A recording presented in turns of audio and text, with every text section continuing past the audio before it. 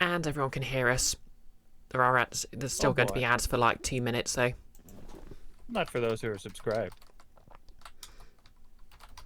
The fancy people. Indeed. My ad's already in. Now it's live on my end. Yeah. It wasn't coming up yet. I had to refresh. Hey. So yeah, subscribers and anyone who's very clever can hear you. Everyone else will just have to wait for the ads to disappear. Hello, people who give money or are too clever for their own good. Well, I was thinking stuff maybe Twitch won't appreciate me mentioning on a stream, but you know, if you know, you know. Well, there's also a Twitch Turbo. Oh yeah, yes, I definitely meant pay for Twitch Turbo. And nothing else. Exactly. I got that because I'm too dumb to be smart enough. Nah, I mean, it's easy.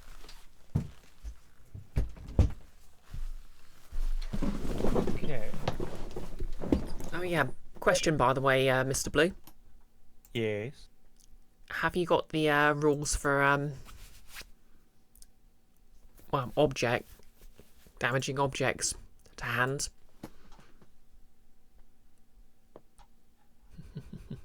Damaging objects or to hand. But it's just in the last quest Tassel was on, she got an adamantine schemata, which has the ability. So doesn't that like roll max damage when attacking objects? It automatic crits. Yeah. I mean, objects in D&D, like I think the DMG just lists the ACs of various objects and stuff. So just to give you a heads up, that's the kind of thing I might be trying. Fair enough. I mean, I've planned a lot of shit, but no plan survives the players. That'll just turn to Wreck-It Ralph, basically. Oh boy. Yeah, well, pretty much. much. Try to wreck the starting location too much. Yeah, that should be enough.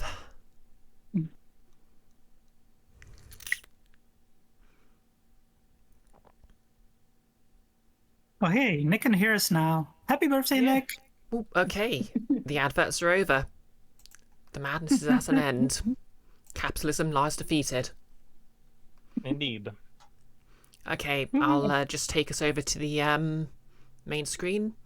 Hello, everyone. Mr. Blue's DMing, so I'm going to leave it all to him. Hello, I am Mr. Blue. I'm not really anyone important, but in Nordmark, I usually play an angry pirate named Nigel, or a Herringon Ranger named Parfait. And today, Parfait is hosting a birthday party for his friend Jeremy, and has put open invitations all across Airedale. And I'm going to read the note out loud real quick. Hey Airedale, it's Parfait. I'm throwing a birthday party for my friend Jeremy. You're invited. Bring nice clothes. There'll be food, drinks, tea, and cakes. See you in the cave down by the river. And would you all like to introduce your characters and yourself?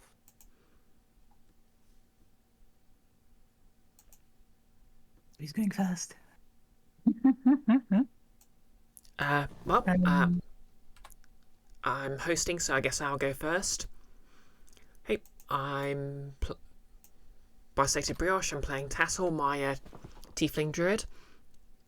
She also happens to have some allegations that she's a smuggler hanging over her head, but it's not gone back to the druid circle yet, so who cares? And you know, in smuggler circles, there's rumours she's a druid, but no one's proven it yet. Sai? I am Sai, the urban hippie. I am playing Solwyn, also known as Sully, who is a large and very much not in charge Eladrin wild magic lumberjack. Ooh, fun. Summer? Hi, I'm Summer, and I'm playing Stonk, aka Thunderstonk, who is a bugbear bard who has a voice that shatters the earth and melts people's hearts. Adorable. All right, so y'all have been blinded in the scene this whole time, so prepare to have eyes.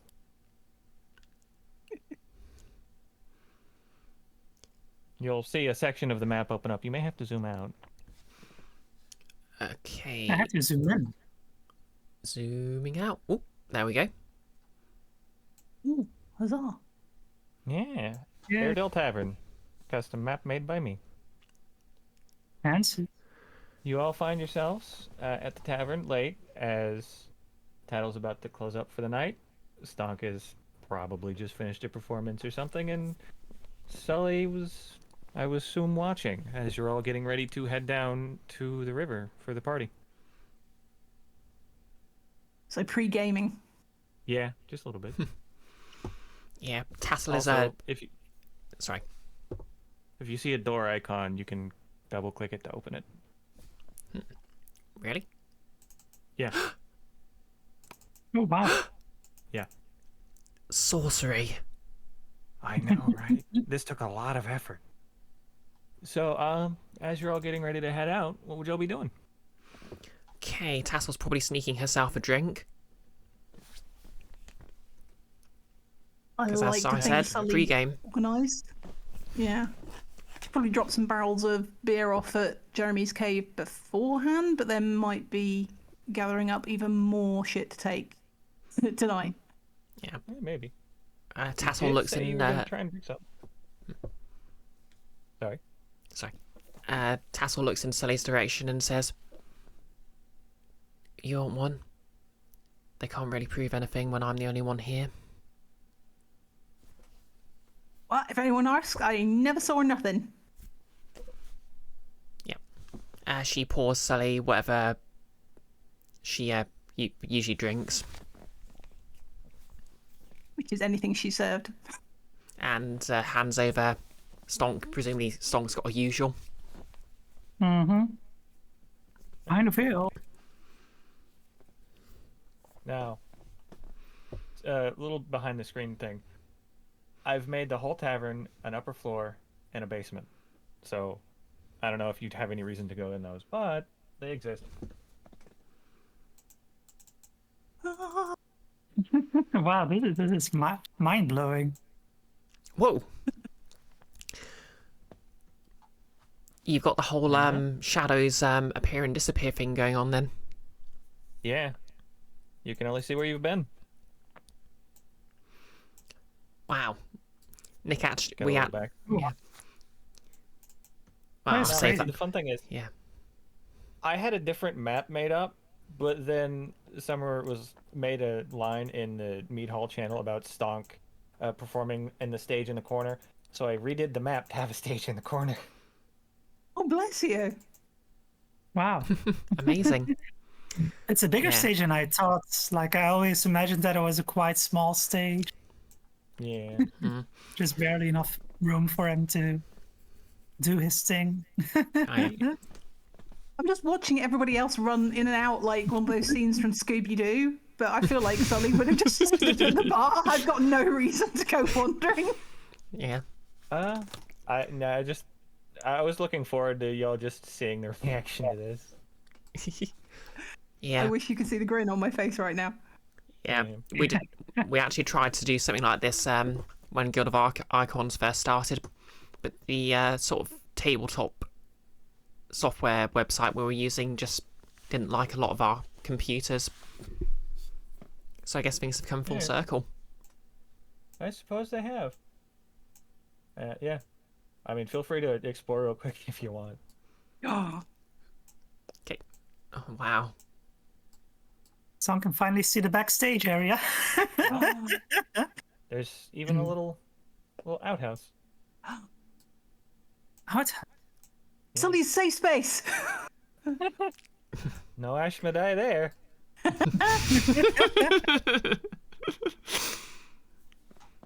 Wait, can I get? Oh, that goes through there. Oh, That was a Oh, window, God. by the way. Did I just jump through a window? You did. I didn't break it. I didn't break it. You hear the sound of glass shattering in the tavern. No. Tassel casts mending on the window. Yep. If anyone wants to see the basement or upper floor, let me know. But I'm gonna continue the plot if nobody minds. Yep. Guess we're off to the party then, I guess. Yes. Sure. So, Aha.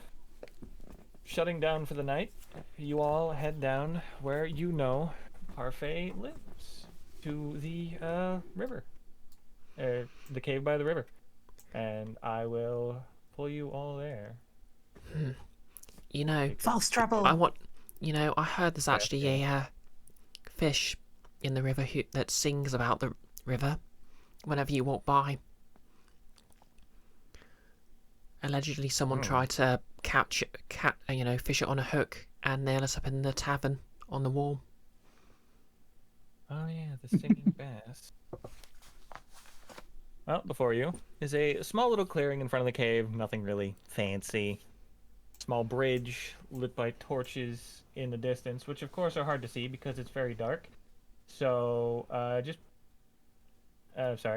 head over towards the east and see the light. Let me...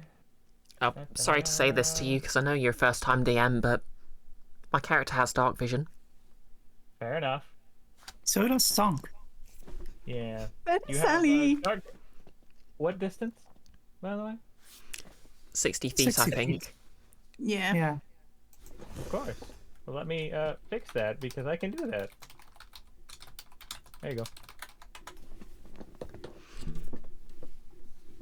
Nice. That's really cool.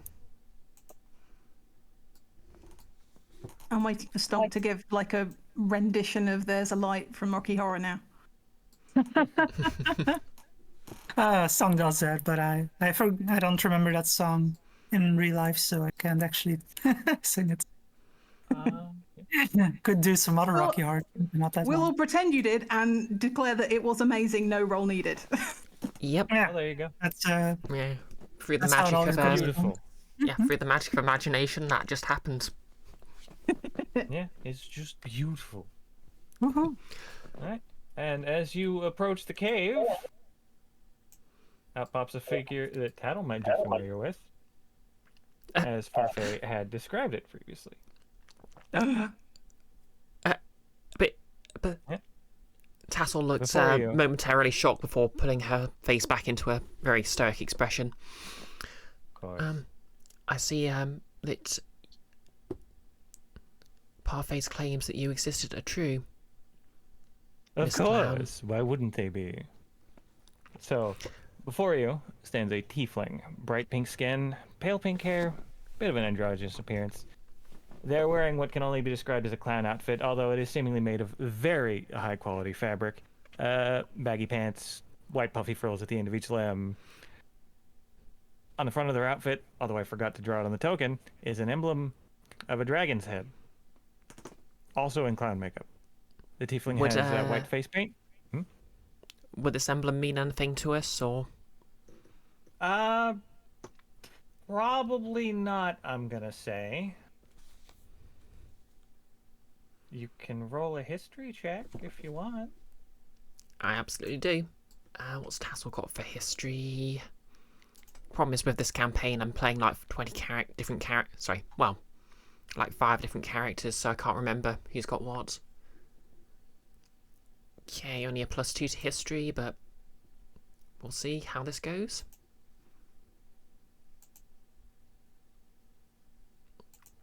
Also, sorry everyone, you get to see my dice rolls from this end. That's a 19. Ooh. Okay. Ooh. That's pretty good. Well, in whispers among certain adventurers, some people have started to talk about a carnival that has started traveling recently. You aren't sure what it's about, but you do know the name, at least. The Dragon's Head Carnival. Am I right in assuming you're associated with the Dragon's Head Carnival? Tassel says.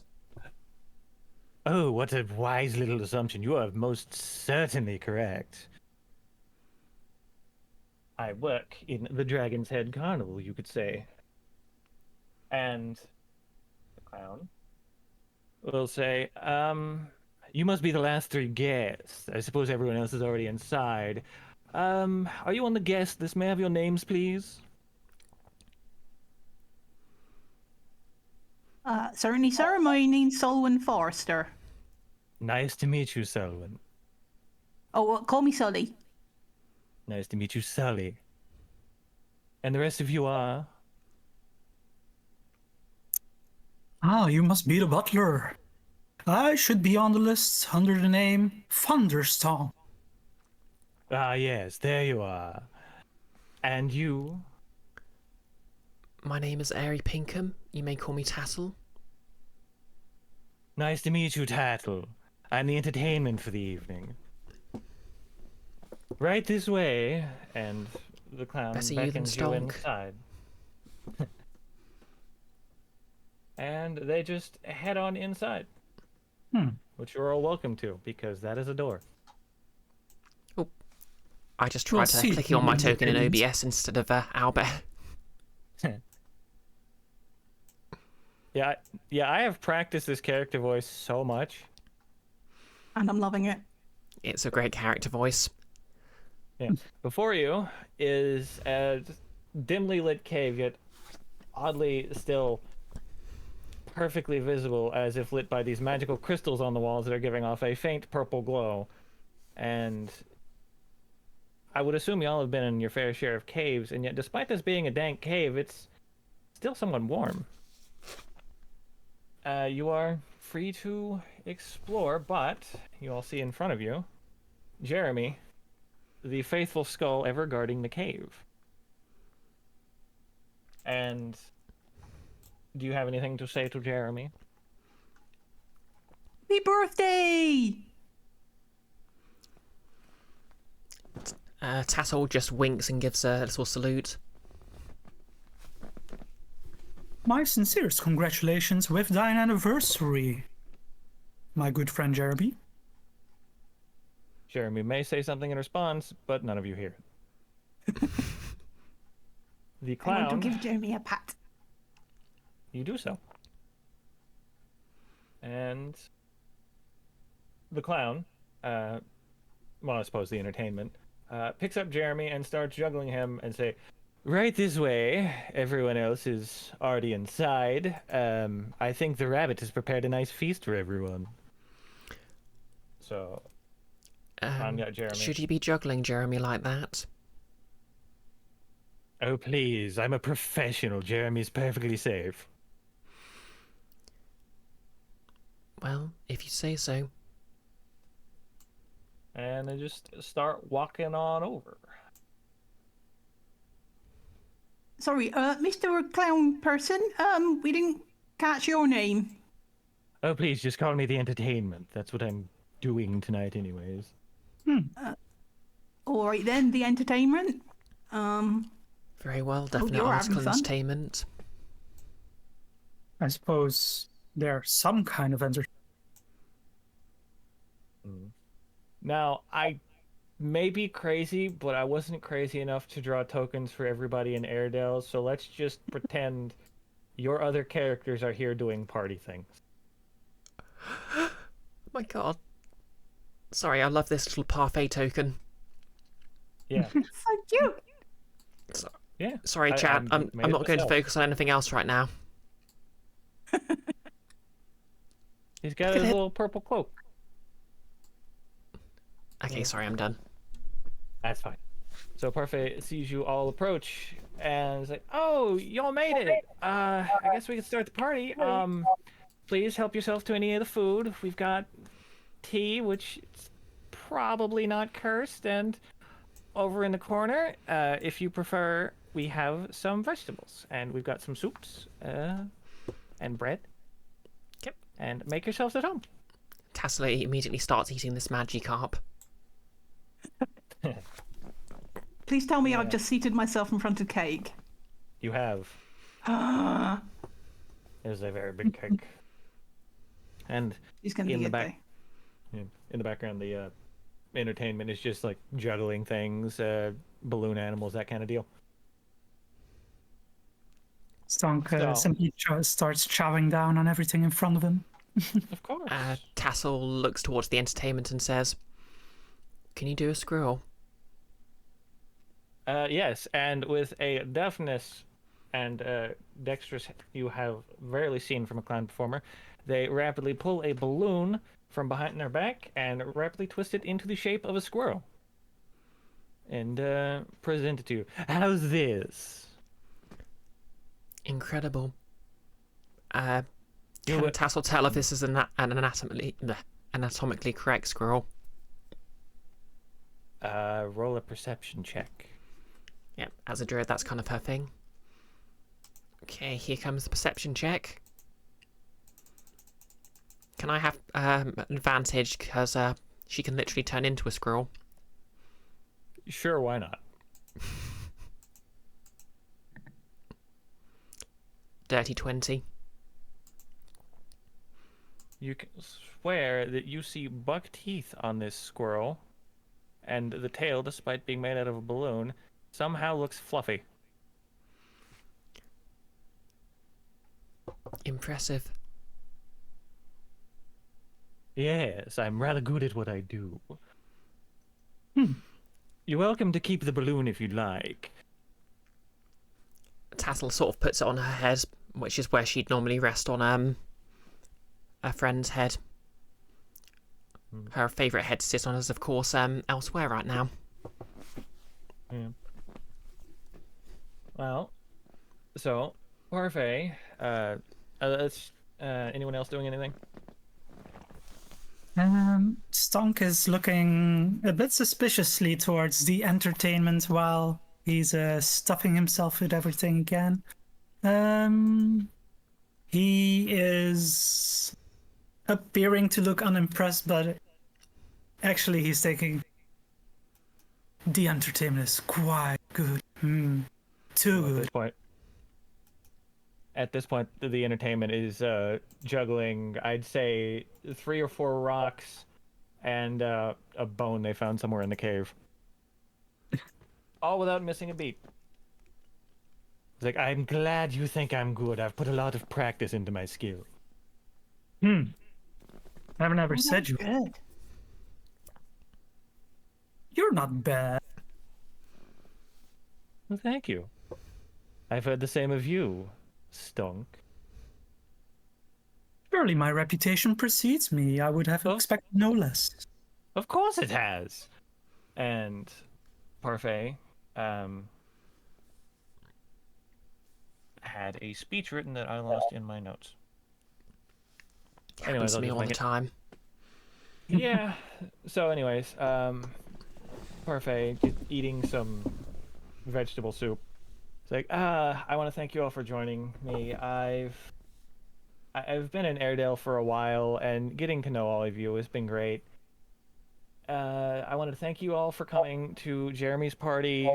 It's been fun so far. I hope everyone's enjoying the food. And the clown was a great idea. Jeremy loves clowns. Who hired him, though? We assumed you did. No. Oh no, I guess the jig is up. And this is the point where everyone starts falling asleep. Parfait, eyelids heavy, falls over. All of the other guests slowly drop, one by one by one. And at this point, all of 3 of you notice your eyelids getting very heavy. Would you like to all roll me Constitution saving throws? Now, to be clear, you cannot succeed this. This is more to determine in what order you 3 fall asleep. Or if you can justify a saving throw that isn't Constitution, let me know and you can roll that instead. Could I argue wisdom saving throw? Because Tassel's very much a wait, this is happening, I'll do something about it sort of person. Go for it.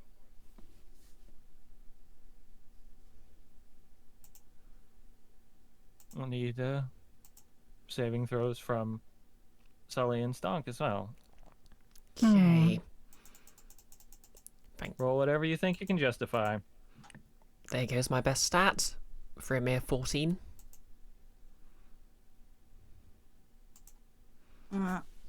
Sally did not do well on Constitution last time, even though that's supposed to be her speciality. Oh no, there we go. You know, Sully, I forgot. You can have advantage. For a very specific reason. Oh, yes. Oh yes, of course. Oh yeah, Eladrin. Because Eladrin. Yeah, normally you can be put to sleep.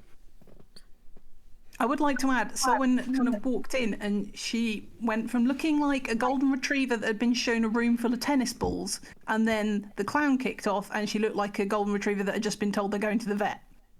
Oh. Oh, that wasn't any better, so... Nah, it's 17. Yeah. Which will be... So that's +5. Pretty good.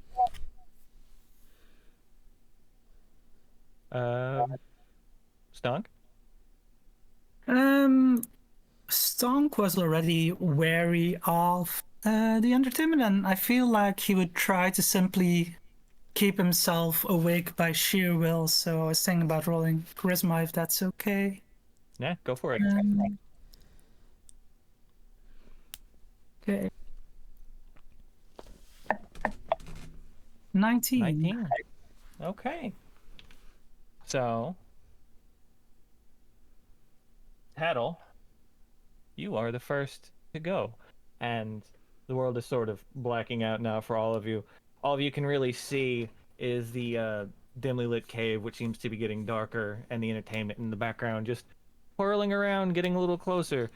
And in your ears, Tattle, you hear this. Tattle the Druid works the hall. She serves mead to one and all. Secretly the law she does not abide, for she smuggles and trades on the side. And then you pass out. Yep. As Tassel's passing out, she reflexively wild shapes into a squirrel. You are now a squirrel. And Stonk, the same is happening as well. You have seen the same thing, and you hear Stonk the Bard with pipes of gold. Sings quite well, or so I'm told. Can't quite say if I'll see his show. Let's just see how today goes. And you black out. Mm-hmm. Stonk goes Betty bye. Yeah. And the last but not least, of course, no one is surprised. Sully. Sully the Fair protects her friends. She's really quite big and strong. Harm a hair on her friends' heads, and for this world you're not long. And with that, you have all passed out. So, one by one by one. Which I should have done this in order, but I didn't. I feel like Sully's last words was like, but I was gonna eat cake, and then timber. I guess you could say the cake was a falsehood. It was. It was. Dun, dun, dun. Indeed. Now, I don't quite remember where everyone was, so I'm going to have to guess on this one. Oh, impromptu Whoa, round of battleships. Oh, yeah, definitely. One moment. Sorry, I am setting things up.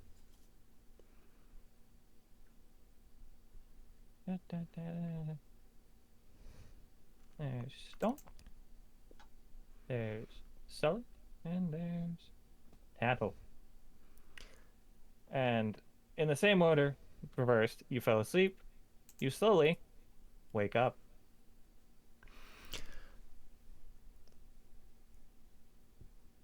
And the first thing you notice, the air is far sweeter than it was when you first passed out.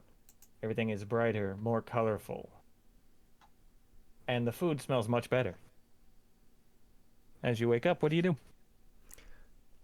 Tassel starts humming a traditional druid tune. In Skrill, of course. All right. Wake me up inside. It's like high pitched. Wake me up inside. I can't wake up. Wake me up inside. Sully, Stonk, doing anything? Probably just wandering around scratching her head. Fair enough. I need to find the map again. Yeah, sorry about that. It's a nice little side effect of this whole vision system I've worked out. Oh. Did I click on something by accident? I think you might have deleted your token. Ah. That would explain why everything disappeared. Yeah. Sorry, could you just put that back for me? There you go, giant tattle.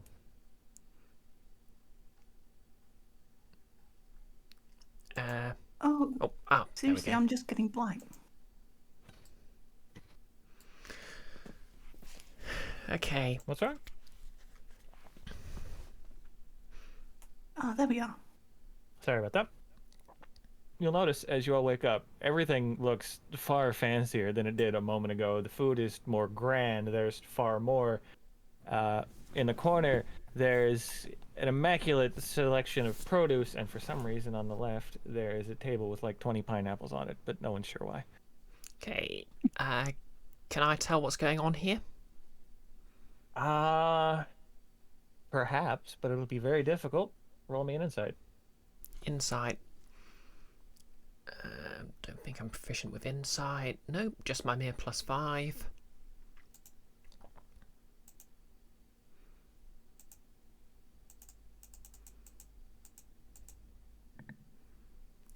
That's an 8.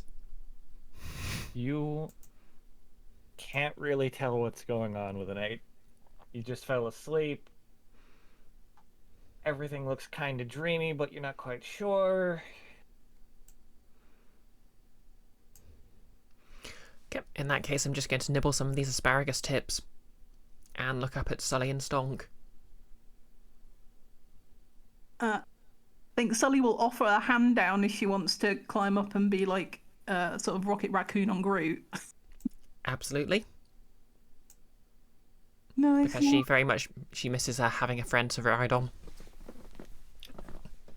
Yep, Sully can be ridden into battle, apparently. of course. Is that where the clown person is now sitting?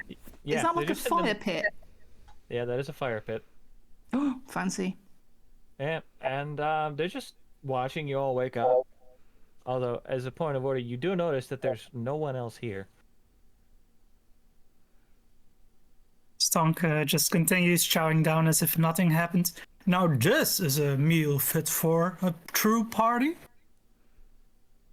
Where you are, Mr. Stonk, but where's Parfait? Where's the birthday boy? Oh, He's gonna Not a chance, ruin yeah. Jeremy's party if there's no one here now. that is indeed unusual.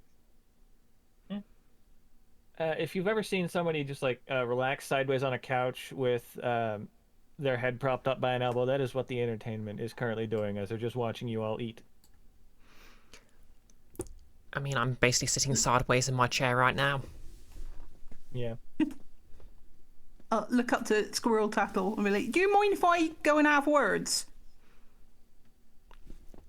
Tattle gives a little thumbs up.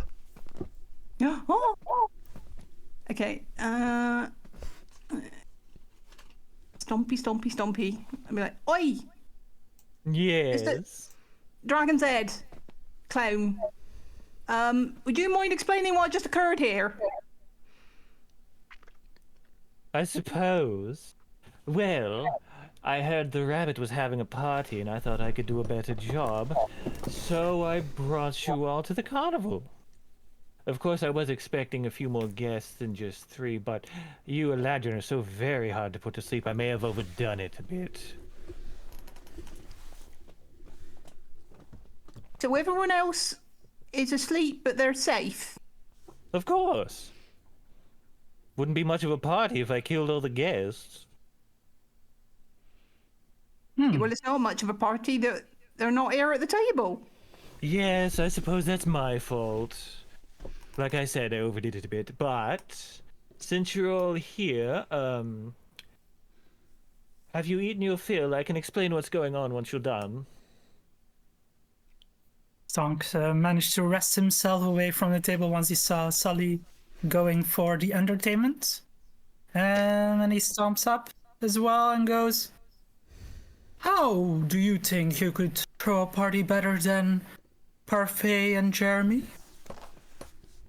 Well, you see, kind of, parties are my entire thing. I'm all about fun and celebration. And, you're now all at the Dragon's Head Carnival, which is the biggest party around. At least I like to think so. You can all follow me outside and I can show you around. Tassel's just sort of holding a piece of asparagus in her front paws and nibbling on it while sat on Sully. Yes.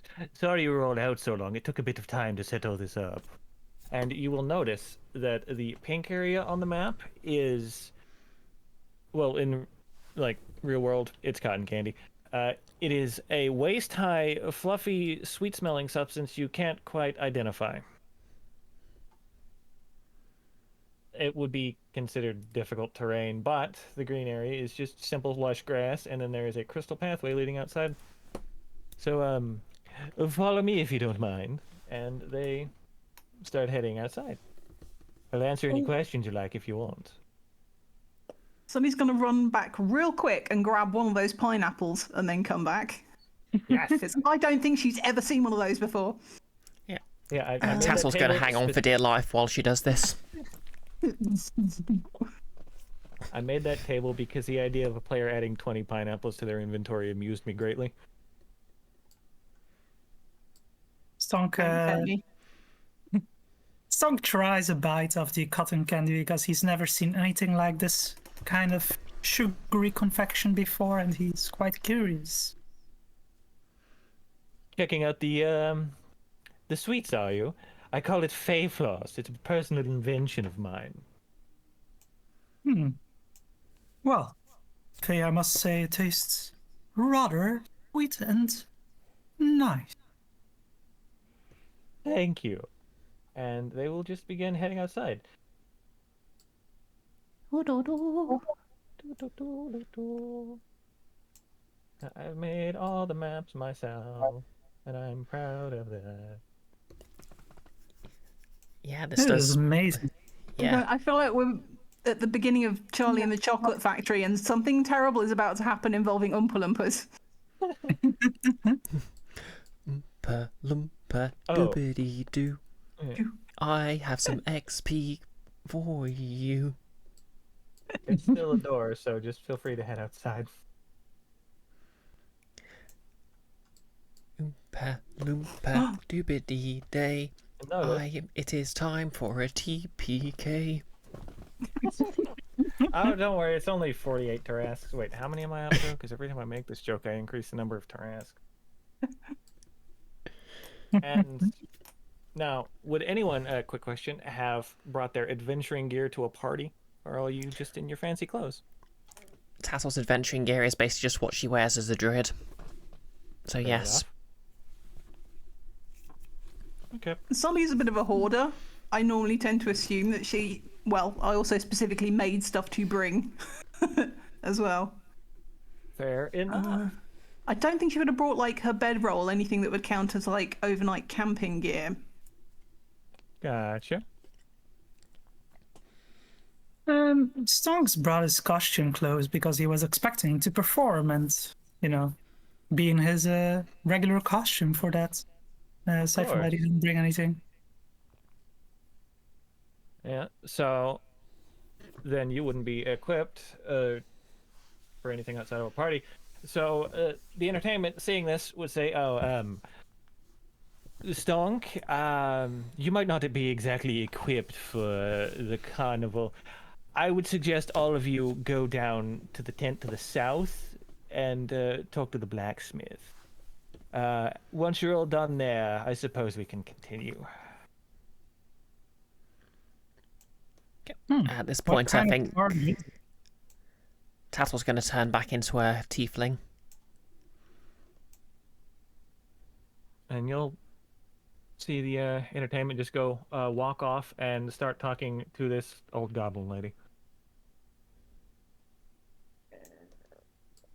I don't know. I've never been to a party where you had to bring equipment. You said this tent to the south. Sorry, they said this I did. tent to the south, didn't they? Yeah. Now, to be fair, the entertainment is supposed to be a little androgynous. Oh, yeah. So does the entertainment use they, them pronouns or different ones? Whatever you're comfortable calling them. Okay, fair. Is that a Tabaxi blacksmith? Yes. It is the Banksy blacksmith. And walking in, sorry, I gotta slip into a southern voice. I forgot how I did that. Well, howdy. Suppose y'all are the latest visitors to the carnival. Yes. Welcome, welcome. Suppose y'all are here because you ain't exactly got, I suppose, adventuring gear. My name's Nicholas Longclaw, blacksmith at least the current blacksmith at the carnival. What can I get you? Well, I'm all set, thank you. And Tassel just All holds up a basically a machete made from a sort of a very. It's basically sort of. Well, it's adamantine, so I guess it looks sort of like blued, but blued all over, even the blade, like even the cutting edge. And you'll notice the blacksmith is currently grinding the edge of a sword they're currently working on. Does anyone else need anything? Well, Mr. Stonk, sir, I'll let you go there. I seem to have misplaced my rapier. I didn't expect to require it right now, but if you've got one to spare.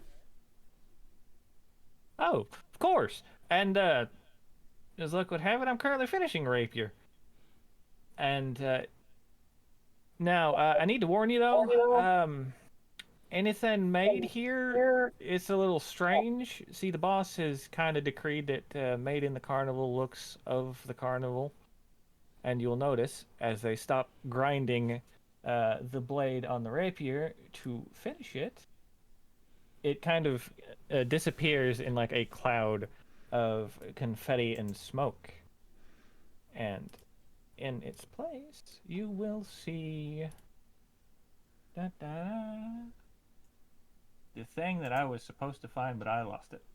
Anyways, you'll see a rapier that looks like it's made out of balloons. Basically, a balloon animal sword. My, this is certainly an unusual rapier. Of course. It works just fine. It's still sharp and still very deadly. It just looks a little silly. Like, I've been working this carnival for something like 80 years, and I'm still trying to figure it out, but it's all good. It's all still works. Like, you'll in fact see on the wall behind you, those clown outfits are actually suits of armor, if y'all need one. I don't suppose you have any studded leather, do you? Oh, of course. The orange one's studded leather, actually. Tassel sighs and puts it on. Lovely. So does You some. look very festive.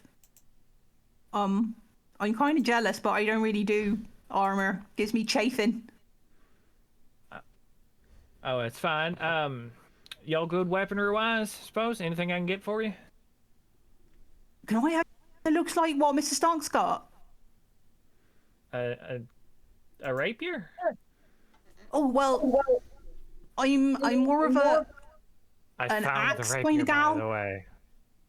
Oh my god. This is what your rapier looks like, Stunk. Are you sure this is a weapon? It looks like it is designed for other purposes. It's made of balloons. Get your mind out of the gutter. My, And, it does feel sharp. yeah.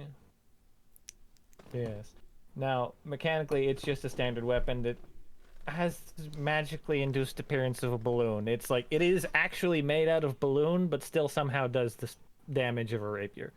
And from off the weapon rack behind him, Nicholas will pull a great axe for Sully, which looks like this. Sorry, my inner 8-year-old has just gone completely feral. Yeah, no, y'all ain't seen nothing yet. I have put together so much crap for this. If y'all want, you can add the balloon weapons to your inventory. They're just standard weaponry.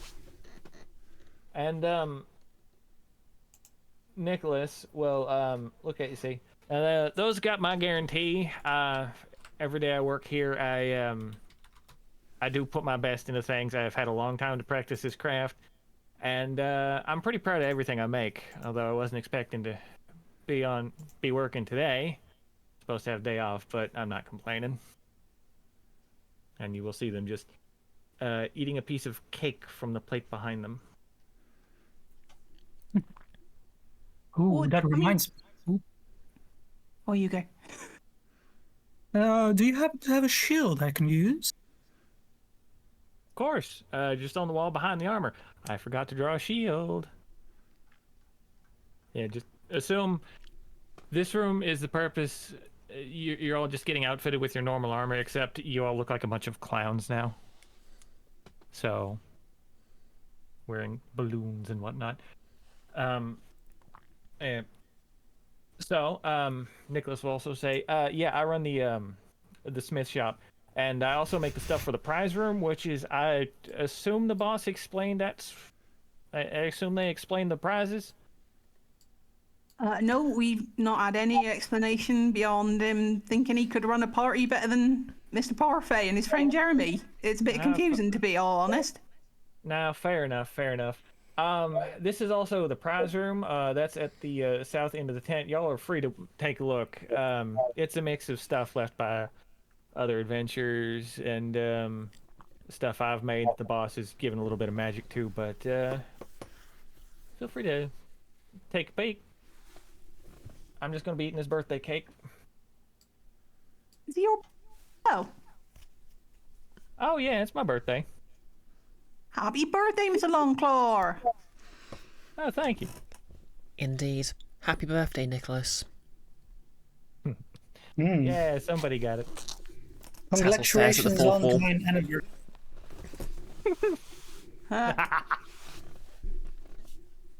All right. So they will direct you to the sidewalk in the back of the tent, which, by the way, this room is long and rectangular and the tent was circular, so make of that what you will. Just follow him, I suppose. Is that a cat in the corner? Yes. I Oh, need yeah, to pet the cat. Roll me an animal handling check. That is, that's Smiles, the cat. She likes it in here because heat from the forge keeps her nice and warm. Can I ritual cast speak with animals and speak to the cat? You can. But Sully, it's 23 total. as you go to pet the cat, it purrs gently. It seems very appreciative of the attention. It's the cutest little fluffiest thing. Alright, sorry, I'm done now. Oh, that's fine. I'm sure she appreciates the attention. And he will just go stand by the door. And Hello as there. you speak, Sorry, go on. I was gonna say, as you ritual cast speak with animals, what do you say to this cat, whose name is Smiles? Greetings. Smiles, isn't it? And this may come as a surprise to you, but the cat responds in common. Yes, it's Smiles. Welcome to the carnival. I see you're new here. Yes. It's not often I actually And- see have a cat respond to me in common. Yeah, and it's weird because both Sully and Stunk can also hear this. Well, that's unusual. Are you like I'm a a bit- baby, like one of them things that Roscoe is as well? Oh, no, it's a Tabaxi. No, I'm not. I'm something else entirely. I just prefer to be a cat, you know? It's nice, it's easy. Sit around, eat, sleep, stay warm, very pleasant. Would Tassel have any idea what said cat question mark might be? You can roll me an Arcana check. Okay, Arcana. I don't think I'm...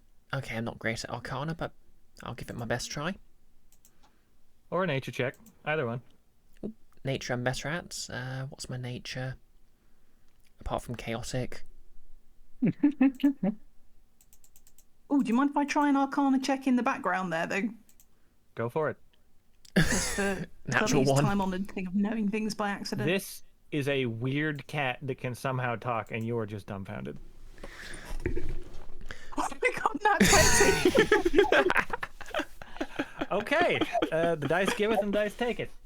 Okay, so... wow, wasn't... Sully knows more Hey, about first nat nature than the 20. druid. Apparently so. She knows things Well, by I- accident! Oh, Now, wild this- magic, baby! Yeah. Now, this actually makes sense, given Sully's fey nature. This, you have heard a little bit of rumor of, occasionally in the Feywild. Cats will have a bit more of a grin to them, and this is what's known as a grinning cat. It's basically Cheshire Cat from Alice in Wonderland. Can you turn invisible? Maybe. And you'll see as it disappears, its body parts slowly turning transparent one by one by one until only the smile remains. And then blinks out.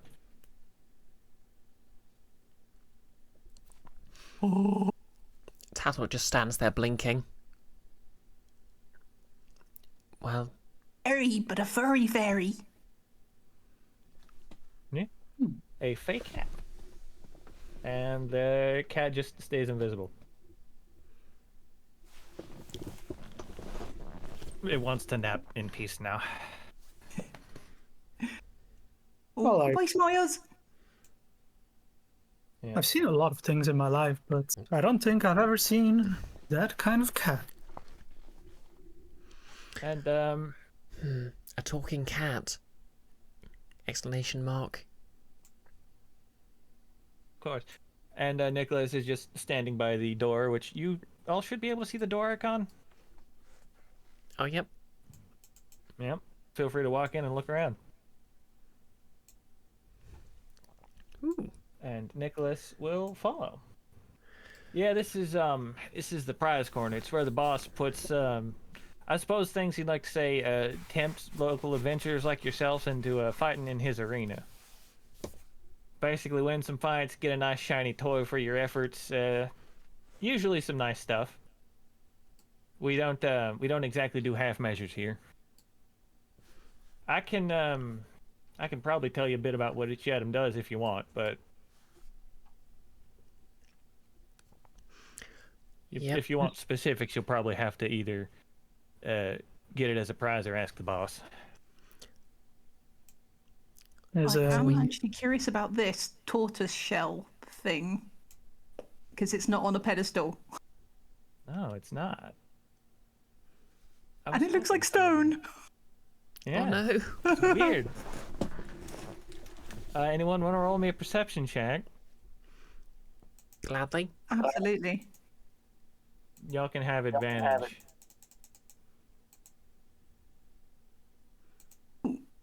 I've got a 19. Oh, natural 20 for a 27. Natural 20. Very nice. Go you. Tattle. This is absolutely the petrified turtle of Frian. Tassel grips her machete, looks up at Nicholas and says, "What's the Friend doing here?" Oh, suppose you know that one then. So the boss was setting up for the party and noticed a petrified turtle in the middle of your town square, and petrification's a tricky status, and it leaves the person quite vulnerable. So the boss thought they'd keep him in the carnival for safekeeping. No harm, no foul, of course. They ain't doing anything mean to him. They just thought they'd be safe here. Can your boss cure them? I mean, I don't know anything the boss can't do, but the question is, are they willing? Tassel stops gripping her machete, but still looks a bit uneasy. No, I can assure you they're safe here. And it's going to be pretty hard to do something foul here. Would you like to see the prizes? Is he telling the truth? Can I tell if he's telling the truth? Oh, yeah, no, roll me an insight check.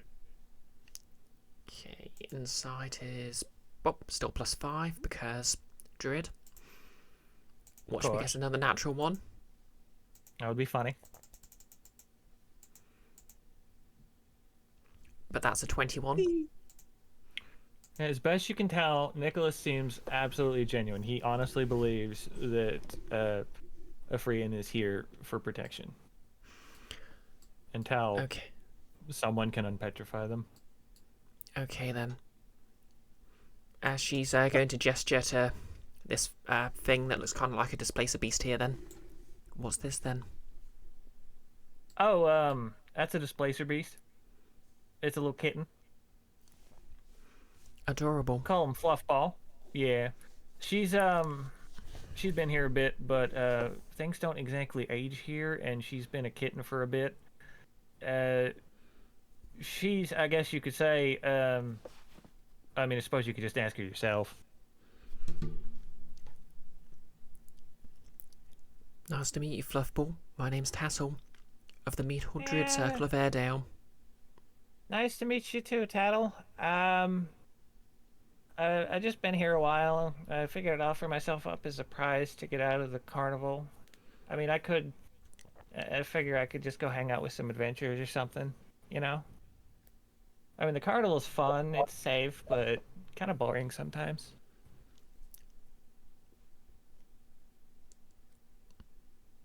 Tassel is seriously considering adopting this kissing on the spot. Which, by the way, is also speaking in common. What's this bag, by the way? Oh, that. And he'll walk up to it and put it on and pull the string. And out of the back pop a bunch of balloons, which start levitating him up in the air. And he's just starting to float around the room for a bit. Yeah, this is a balloon pack. It's pretty useful. If you're in a pinch, it can slow you down if you're falling, or if you need to get somewhere up high. Pretty helpful that way. Intriguing. Does he need pulling down off the ceiling? Yeah, he's bouncing off the ceiling at the moment. Just like reach for an ankle. Oh, what's a feeling? He's dancing on the ceiling. No. And he takes the pack off and puts it back down. But yeah, these are about 20 or so magic items. I've kind of reflavored to be a bit more carnival-y. Oh yeah. Can we just sort of rush through them? Because I imagine we don't have time to just. Okay. Yeah. Sure. There's a one. What? There's a what? Oh, I was just going to ask about the skull. Looks similar to Jeremy. Oh yeah, that's probably just your friend Jeremy. Your boss, quote unquote, sure has a weird idea of a party. If this is what is going on here. Of course. Yeah, they're I mean, the Fae are weird like that. Okay, so quick order. This little red hat here that Nicholas is standing next to is called a nightcap. You pull on it, and you kind of get put into like a sleepwalking state. All damage you do is halved, but you're constantly under the effect of the dodge action, and you can use an action to roll a hit dice to heal for a while. It's pretty interesting. And below them is a figurine of wondrous power, Pyrite Plesiosaurus. It summons the Loch Ness monster for a while, and it can cast water breathing at will. See? Yep. And down here are two tattoo needles. One of which lets you disguise self and change the appearance of the tattoo as you want, and the other one extends your melee range by 10 feet for 1 minute. Yep. And It's a song. You could do fancy eye makeup with that.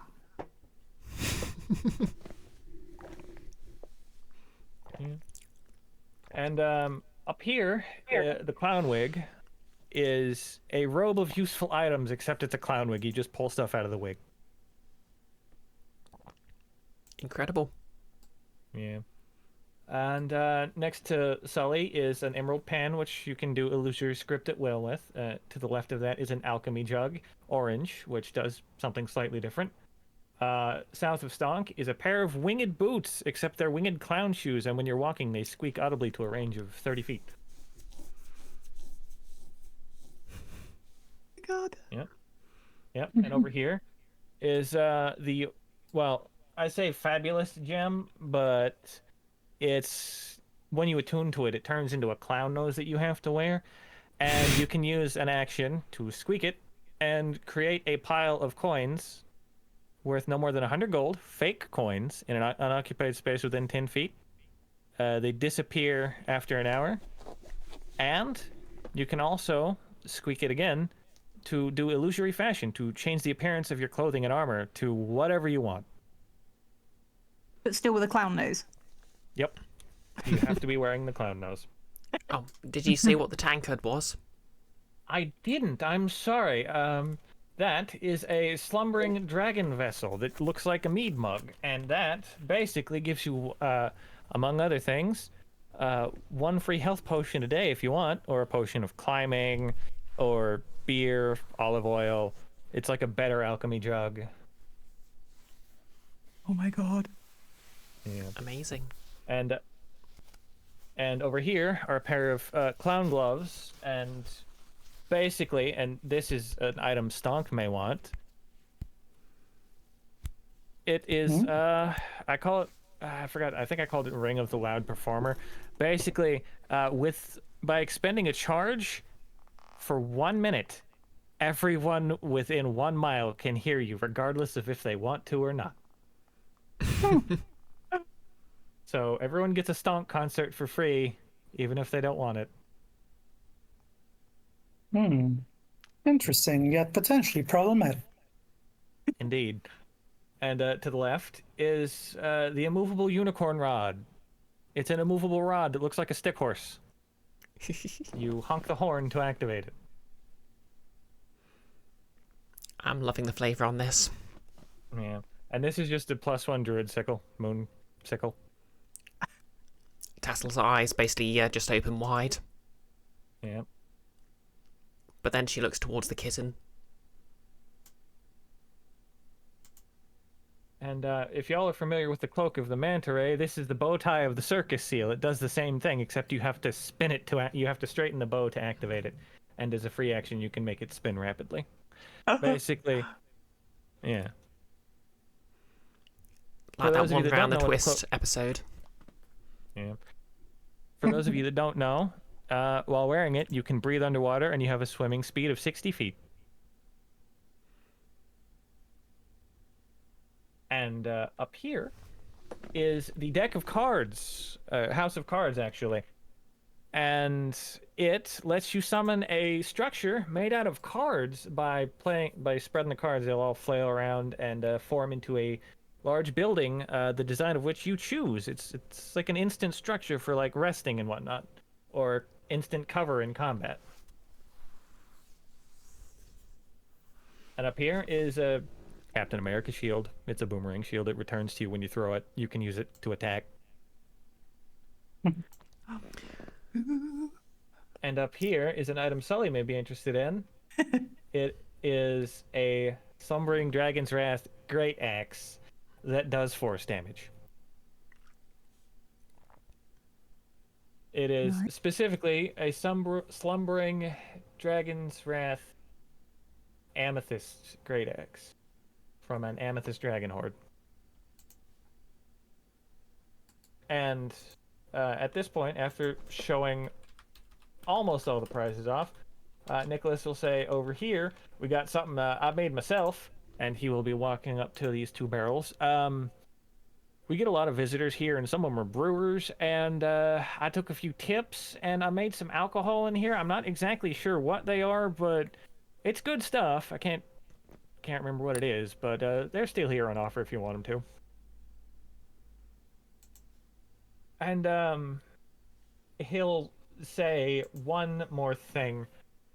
I suppose when the boss introduced y'all to himself, he asked for your names. Tassel just That- realised that'd that be good. she's where she is and says, "Oh fuck." Uh-oh. I can't believe I got all three of you with that. Yeah. Hey, Sully already introduced herself to one Fae. Damn it, Blue. got- Damn you to heck. All three of them. All right. So I suppose seeing the looks on your faces, say, "Oh yeah. Well, I suppose that means there's something in the next room." And by the way, something I forgot to say when y'all came here. The air, definitely magical. Like, this is the realm of a fae, and quite a powerful one at that. And magic here is a little strange. Like, when you cast Speak with Animals, I forgot to mention, there were little fireworks going off. Like, magic is just more tangible here, more fit for a performance. It's all for show.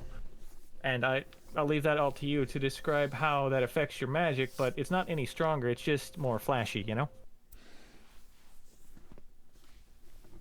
So, knowing that, this room is like crackling with energy. Everything here is just like giving off a little bit of sparks.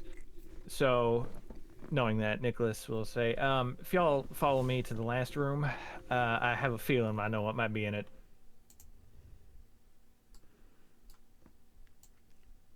Sully is still clueless about the name thing, but if you tell her that magic works weirdly here, that's when she'll be like, "Oh no!"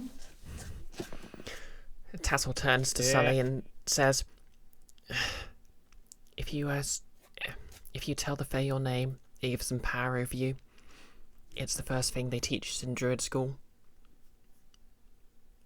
Yeah, seems your I think names to hear are the up end here of this as from my mentor. Seems your names are here as prizes as well, and well, I mean, they're pretty easy to get back. It's not that hard. And as a point, and this is something I'm hoping would happen. One sec. I had something written up for this. Here, in the entertainment's realm, magic is more vibrant, more tangible. While not inherently stronger, it's flashier, more fit per performance. Even the smallest spell seems to just crackle the air around it. After all, this entire realm is one big performance. It's all for show. The air in this room, now that you all have walked in, is absolutely buzzing with magic. In fact, as you look around, you notice all of your hair is kind of standing on end, as if it was charged with static electricity. The item on this table, whatever it is perhaps the most powerful thing in this current iteration of the carnival. Would anyone like to look at it? Yep, Tassel's going to take a good look. All right. You do not even need a perception check for this. On this table sits an immaculate red silk pillow. On the pillow sits a neatly stacked deck of what appear to be 22 pristine ivory playing cards. Oh shoot. Is that a deck of many things? It is not, No. but you're not far off. Is it like that slight, like half deck of many things, or? It's the deck of wonder. It's like Babby's first deck of many things. Okay. Mhm. I wanted to I wanted to put some big red buttons in this quest and make something a problem for a future DM, you know? Oh, yes, absolutely. The way this works is, y'all win some fights, you can pick out a prize, win a few more, get another one, but I assume, since y'all fell for the boss's tricks and they own your names now, they'll probably give them back if you win a few, get that on top of a prize. Of course, you're going to have to come to a consensus on which prize you take. I suppose... Well, I suppose that's all I've got. If y'all want to head back out and talk to the boss, you're free to do so. I'm gonna eat the rest of my cake, unless anyone has anything else to say to me. No, you've been very helpful. Of course. Tassel sort of turns to leave and then turns back and says, "If anything happens to a Freean," and they just make the watching you gesture. Oh, and he's a little nervous. Oh, believe me, your friend is totally safe here. Don't worry. And We better get Jeremy back as well. Of course. Your friend Jeremy, I assume it's the same deal with the names. You just win some fights and he comes free with a prize. And by the way, you can all see your names just floating there. I did put a lot of effort into them. I hope you like... I mean, look at these. They're so nice. Cute. Yeah, I'm absolutely loving this font. Yeah, it's all hand-drawn. Sully's is different seasons for each letter, because Eladrin Stonk is like his color with the tattoo in the middle, and Tattles is like dirt and grass with vines, because Druid. Mm. Hiding the smuggling. Perfect. Yeah. Yeah. Oop. So Nicholas is just gonna... Sully, your name's floating away. I know, it's probably the wild magic. Just while that blacksmith's wandered off, can I ask you something? They said having the name gives, I'm assuming that clown tiefling power over us. Is that gonna cause problems if somebody else already stuck a claim on me? My friend Imp's plan was to allow so many entities to get a claim over them that they would all be fighting over who had the claim. It did not work out for them. They are currently in hell. So, it may be a problem, but only for you. Great. Good to know. She says very bluntly. Well, I sure as heck intend to get my name back. I'm not called for nothing. Yeah, every time you try to say your name, there's just static comes out. Oh, bye-bye my name. Giving it a little wave. Wait, can I still say... Ooh. Tattle's trying to say it, and Tattle tries to say Airy Pinkham, but presumably they got that as well. Yep. Can I if I try to say one of the others' names? I mean, you try to say that and it doesn't work either. It's all static. Okay, we need to use code names. I will be Tree Hugger. You'll be Other Tree Hugger. Stonk will be Bard. Well, I don't hug them so much as cut them down. Okay, I'll be Tree Hugger. You'll be Tree Murderer. Stonk will be Bard. Right, who will be Bard? I can't make it out. Well, I You better will be be. Bard. Tattle just points to Stonk when she says that.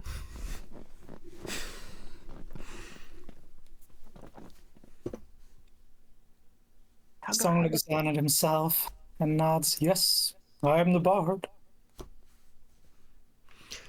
Indeed. Can't lose that about myself. One of these days you may be barred from the meat hall.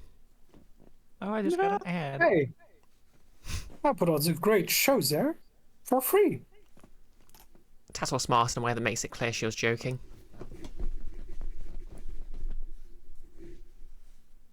Don't you worry.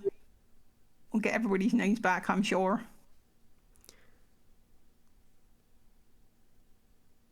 Go We back better. in here. I mean, how else are we going to justify getting you the thing that makes you really, really loud? I'll get Unless you you all just a want to list of yell the magic. bard.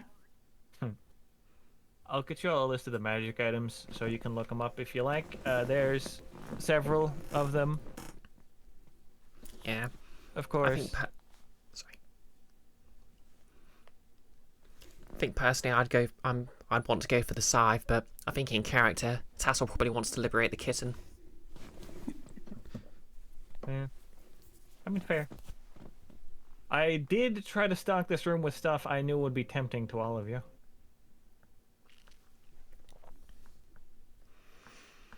And also our names. Yeah.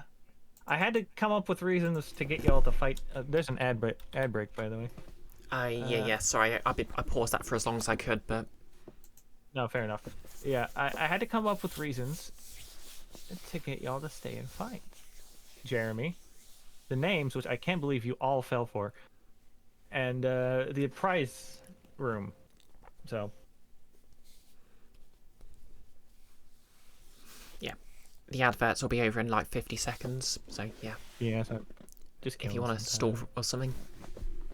Yeah, no, I'm stalling. So, I have put a lot of effort into this. You're all starting to see just how much, and Yeah. I'm pretty proud of it so far. That's Yep. My face hurts from smiling. Yeah, this I is drew- fantastic. I It's drew all amazing. of these tokens. I made all of Yeah. these maps. Nick and Talia and Wow. everyone told me this would absolutely be my jam, and I've not been disappointed. Yeah. Okay, I'm gonna post the magic item list in the Jeremy birthday dinner channel. Cool. They've got a few reflavored names, so if you need if you got questions on which one is which, just let me know and I will explain it.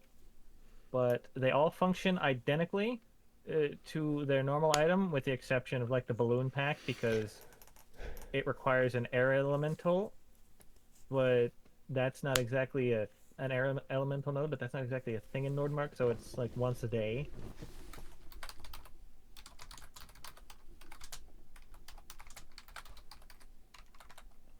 Got decision paralysis fully. I know.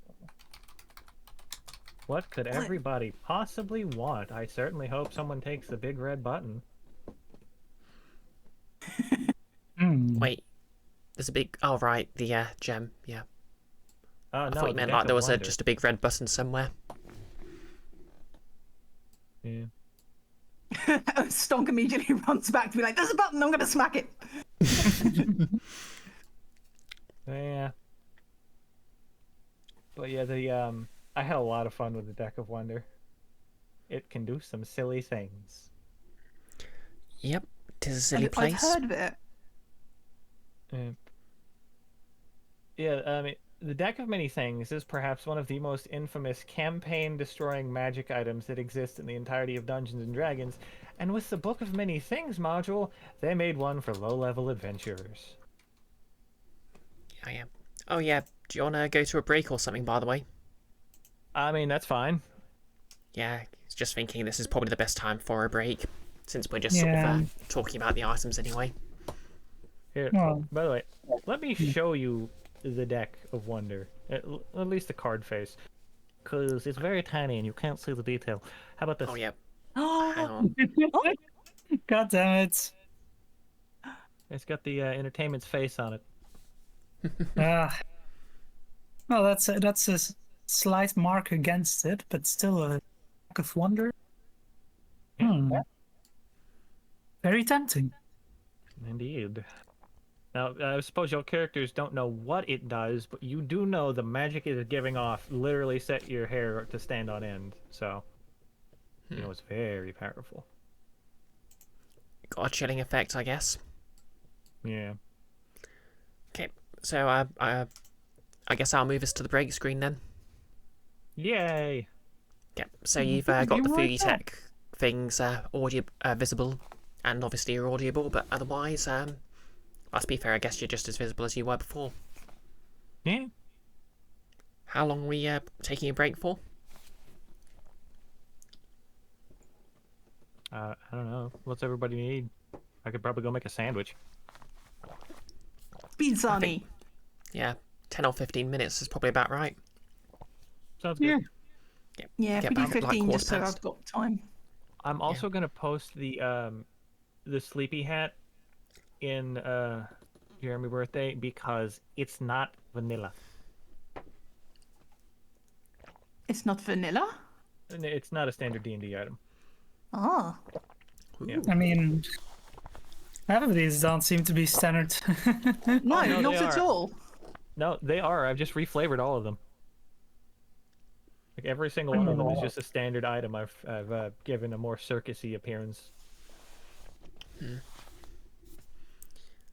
Yeah, like I said, +1 moonsicle is very tempting to me. But I can't. Well, I think Tassel would want to liberate the displacer kitten.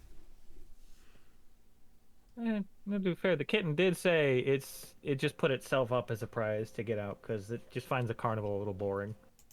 Yeah, Hmm. I mean, imagine the kitten will find its way out eventually, but Of course. you know, Tassel's basically on a bounce to try and help an animal in distress, even if it means just helping them a bit I sooner. would. Yeah. Now You have I to originally- smuggle it. Oh yes, please try to steal something from an archfey. See how well that goes. Yeah, I wasn't sure Nick would let me do any of this, and he's like, "Yeah, you're all good." Yeah, So here's the hat. the rule is basically that magic items can be given pretty much freely. Yeah, I mean, I hope y'all don't think you'll be walking out of here with too many of those, though. Do you mind if I read this out loud? The nightcap, go for it. Nightcap. Wondrous item. Uncommon. 1 horn. Rare. 2 horns. Very rare. 3 horns. Requires attunement with exceptions. The hat does not require attunement if you are a clon or a clown, or if you have a background as a clown. A nightcap horn hangs low, falls gently from the hat, and is tipped with a soft ringing bell. As an action, you can pull on a horn to cause your eyes to immediately close shut and put yourself into a sleep-like trance for the next hour. While in this state, you gain the following effects. You have blind sight out to a range of 20 feet. Your speech is slurred. You're under the effects of the dodge action. Any damage dealt by you is halved. You can use your action to spend a hit dice like you would at the end of a short rest. This state uses your concentration. When your concentration is broken, you wake up. After pulling a nightcap horn, you shouldn't pull the same horn again for a full day. Doing so will cause you to not gain hit dice or take advantage of any of the effects of your next long rest. Yep. Okay. I found a We'll just- clown-themed module, and it just fit. Genius. Yeah. Hang on, I'm just gonna put that on the break screen so everyone can see it. Because that is It's pretty only cool. quite a thing. I'm gonna go make a sandwich. I'll see y'all in a minute. Enjoy your And- sandwich. I would say I'm going to dash off, but I'm actually just going to get up very, very carefully. I think I'm gonna pee and also make a sandwich.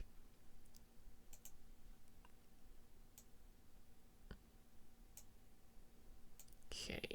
Yep, everyone should be able to see that. Yep, it is indeed showing up. Anyways, I will be right back.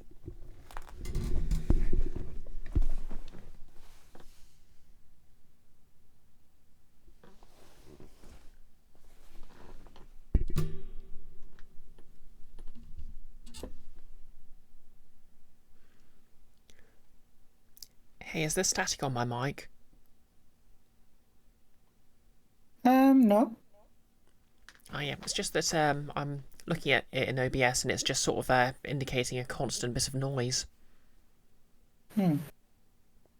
Sounds okay to me. Oh well, maybe I need to get a new USB cable for it or something.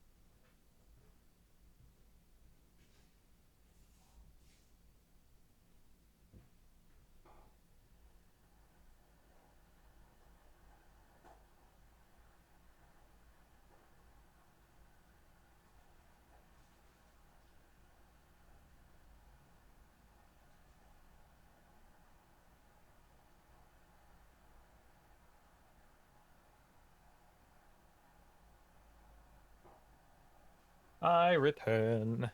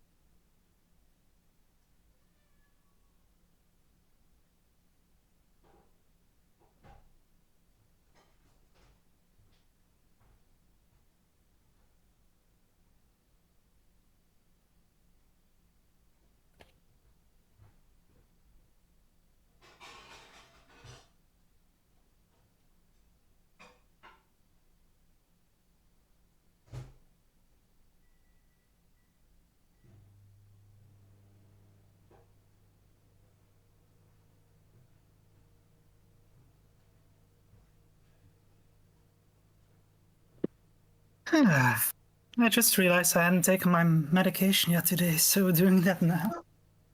Oh, please do. Yeah, 10 hours late.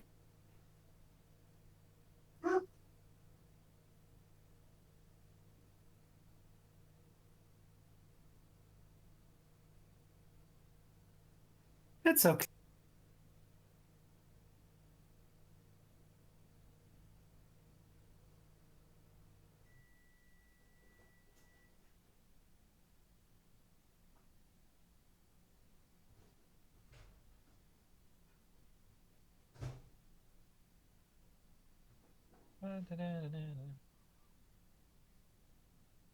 I forgot to use the music feature this whole time. Oh no!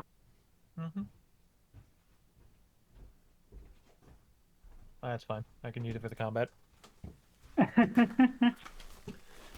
That's okay. Just As a- just go with Nick's usual. I am walking on sunshine. Whoa. Whoa. And don't it feel good? I'm pretty happy. I got that whole Nick birthday gag done in universe. I honestly didn't see it coming. Of course not. None of you saw any of this coming. You thought this was just going to be a weird party. Well, I mean, we knew there was gonna be shenanigans of some kind, but we didn't know exactly how or what, so... Yeah.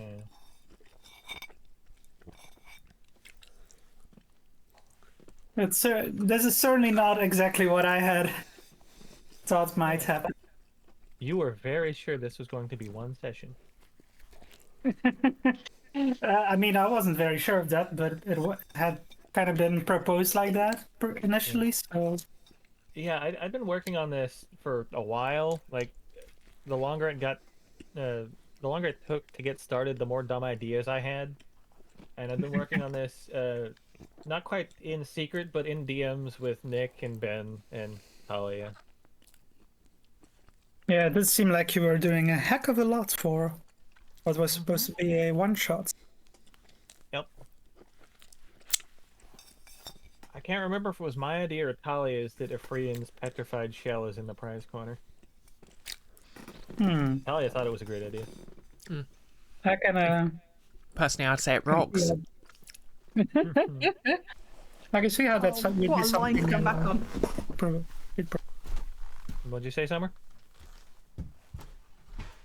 I can see how that would be something Talia might propose. Yeah. By the way, the prize corner is not even the only reason for the carnival or the arena. Hmm. Well, what's a carnival without games? Hmm. It did look like there were more stands. Mm-hmm. Hmm. This quest reminded me that I can actually draw, so I had a lot of fun making all the art. I'll be right back. My cat demands That's food. good. It's a Please, a beast.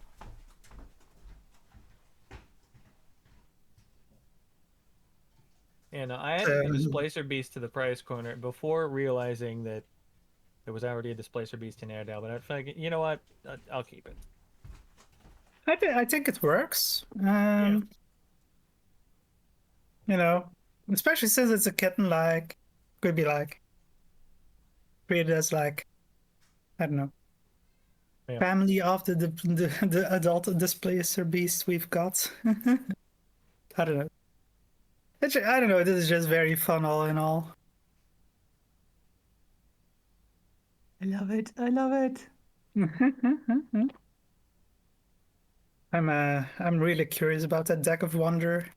Oh, please, I hope someone takes it. If Stonk gets a chance, he'll go for it for sure. Yeah. But of course, priority number one is his name. That's you know, that's his trademark. Yeah. Now, I'm not sure I explained it well enough, or Nicholas explained it well enough, but he said the names are basically a buy one, get one free deal. You win some matches, you get a prize, and your name back. Oh. I'm not going to make you choose between your names and the magic item. That's good. And Jeremy, something like that as well. Yeah, he's the same deal. Okay, very good. Yeah, I like was resisting the urge to say that seems a little demeaning. Like, why is he a freebie? But at the same time, yes, please. yeah. I mean, like behind the DM screen there, it's just reasons to get you to fight in the arena, you know? The plot hooks. Although apparently I didn't need them because all three of you fell for the name bit. I was just like, yeah, but Sully already just freely gave her name to Talia's fairy character, so I'm like, I have absolutely no reason in character to not do this, so sod it. Yeah, fair enough. Stonk's not always the most clever in the bunch, especially when he's caught off guard or when he's just kind of feeling full of himself. Like he was very much just planning to perform and just be like the big deal of the of the night, kind of steal the limelight from Jeremy a bit. So this was all kind of very much unexpected, and Stonk's been caught with his metaphorical pants down, so to Yeah. say. I had stuff prepared for all your characters. Those little poems as you were falling asleep.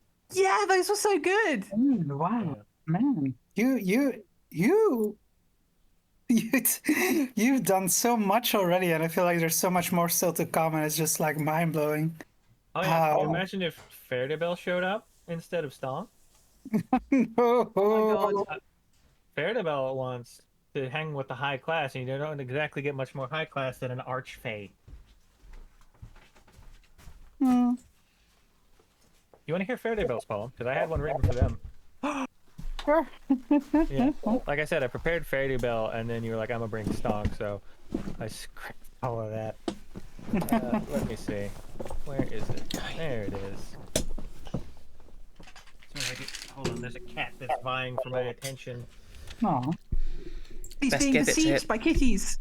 Yeah, I did. All right, so I know the feeling. Fairdybell's. Yeah. So Fairdybell's poem. Since otherwise y'all won't get to hear it. Fair is Fairdybell in the town of Erdale. Once high society, but I think that's a tall tale. She huffs and pouts and acts uppity to what ends. What Fairdybell wants, I think, is actually good friends. Aww. No. Huh? That's I mean, that's broadly closer to the truth than she'd ever care to admit. Yeah, this archfey seems to know quite a bit about everyone. Mm.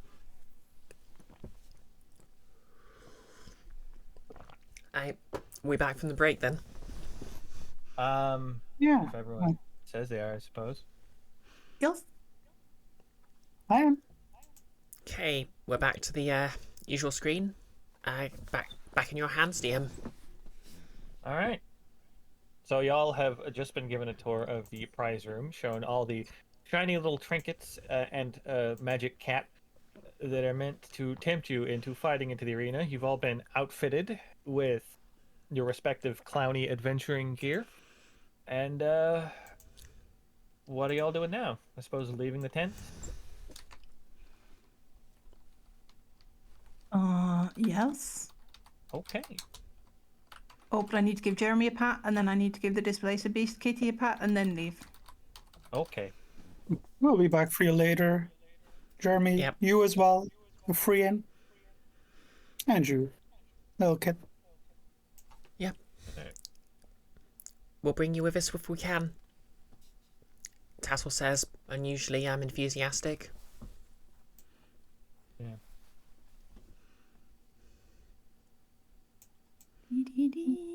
This whole wall system was fun to set up. Yeah. I'm literally in awe. I'm not even exaggerating. Yeah, Okay. So you can probably all drag yourselves back to the main area since you can still see it, I think. Oh, yep. Oh, boy, Nick. Bye. Y'all have fun. see you later, Nick. Right. Happy birthday. So does the tabaxi tell us to calmly fuck off? Nah. He's pretty chill. He's been working the carnival for like longer than some of you have been alive. Okay. So we come back to the main area, and the entertainment is finishing up their conversation with the goblin. What are y'all doing? The entertainment is waving and smiling at you, by the way. Okay. Can I tell if the entertainment is plotting anything? Insight check, if you like. Okay. But I mean, good luck. Do I get can I have advantage because at this point I know they're up to something? Sure. Yes. 15. For a 15, you can't quite tell if they're up to something or not. They're very chaotic fae, and you are in the middle of their domain. You Okay, fair might enough. suspect that if, yeah. Right. All done at the blacksmith, are you? I was just talking to Maud here. Filled her I in. Maud, yeah. Maud here runs the carnival games. Of course. Which carnival games do you have then? Well, since you asked, got one moment. Notes, notes, notes.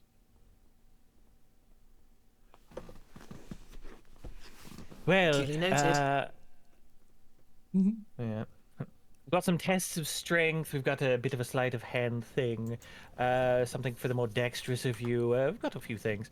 Basically, they've got the thing where you hit the target with a mallet and ding the bell. They've got your cup shuffle, ring toss, target practice, pin the tail on the donkey, that kind of thing.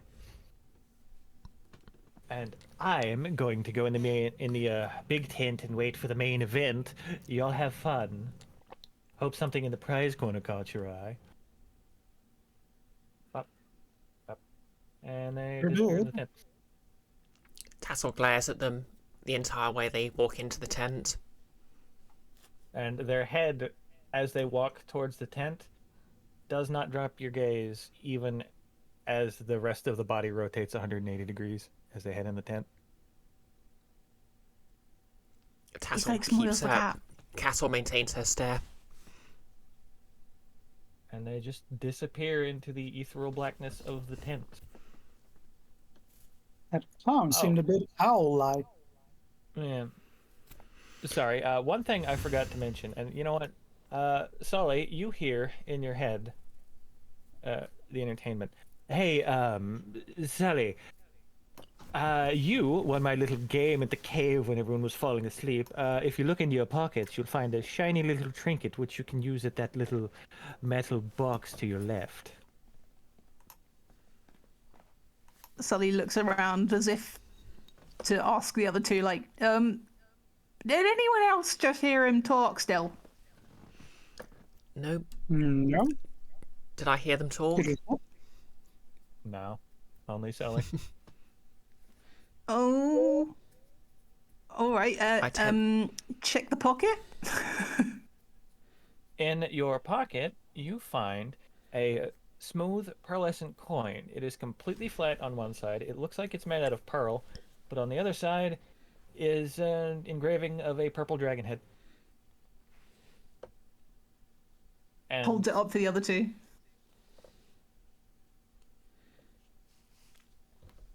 It has the insignia of this carnival on it.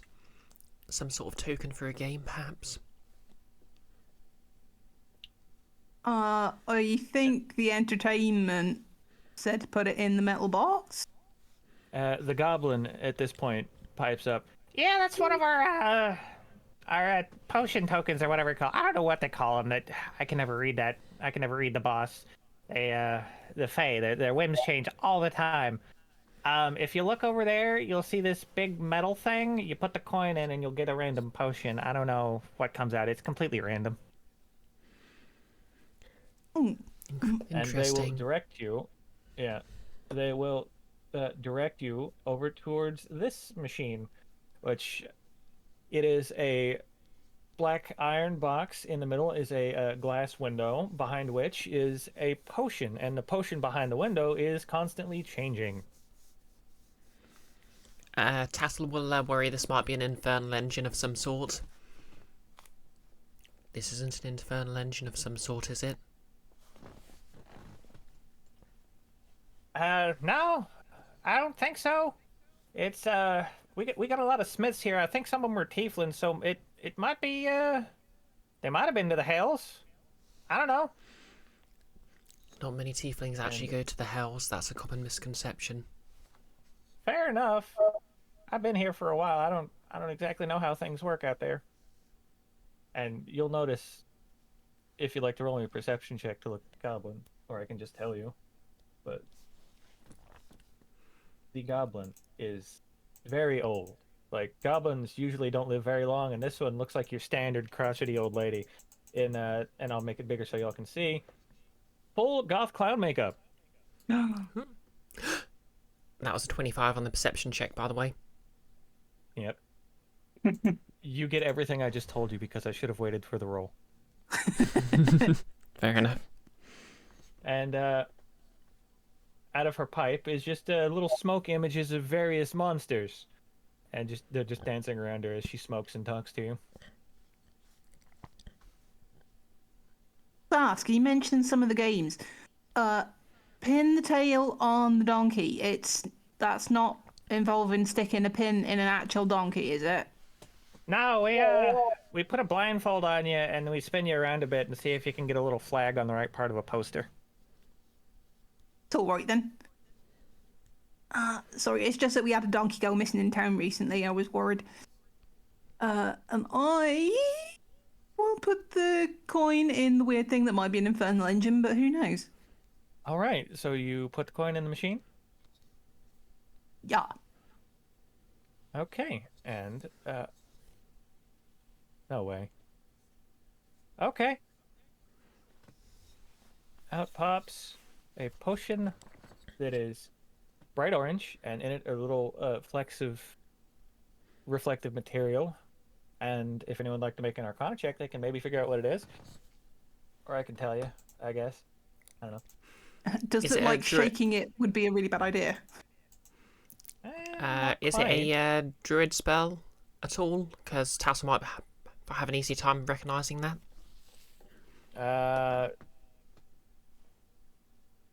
I don't think so, no. Okay. +2 it is then. Okay. Stonk.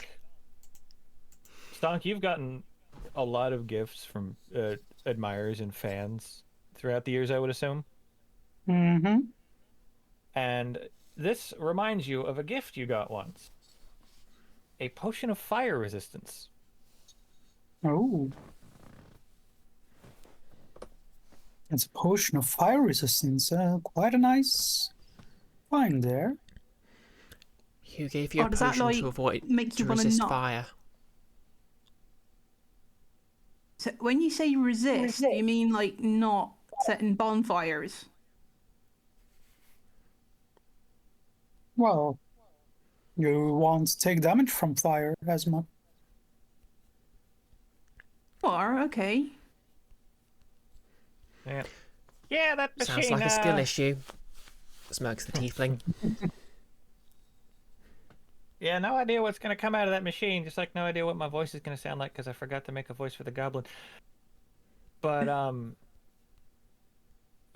it just pops out stuff. I mean, it only takes those tokens, and the boss is, the boss hides them around the place, usually in the arena somewhere. If you're lucky, you might find another one, but, I mean, good luck.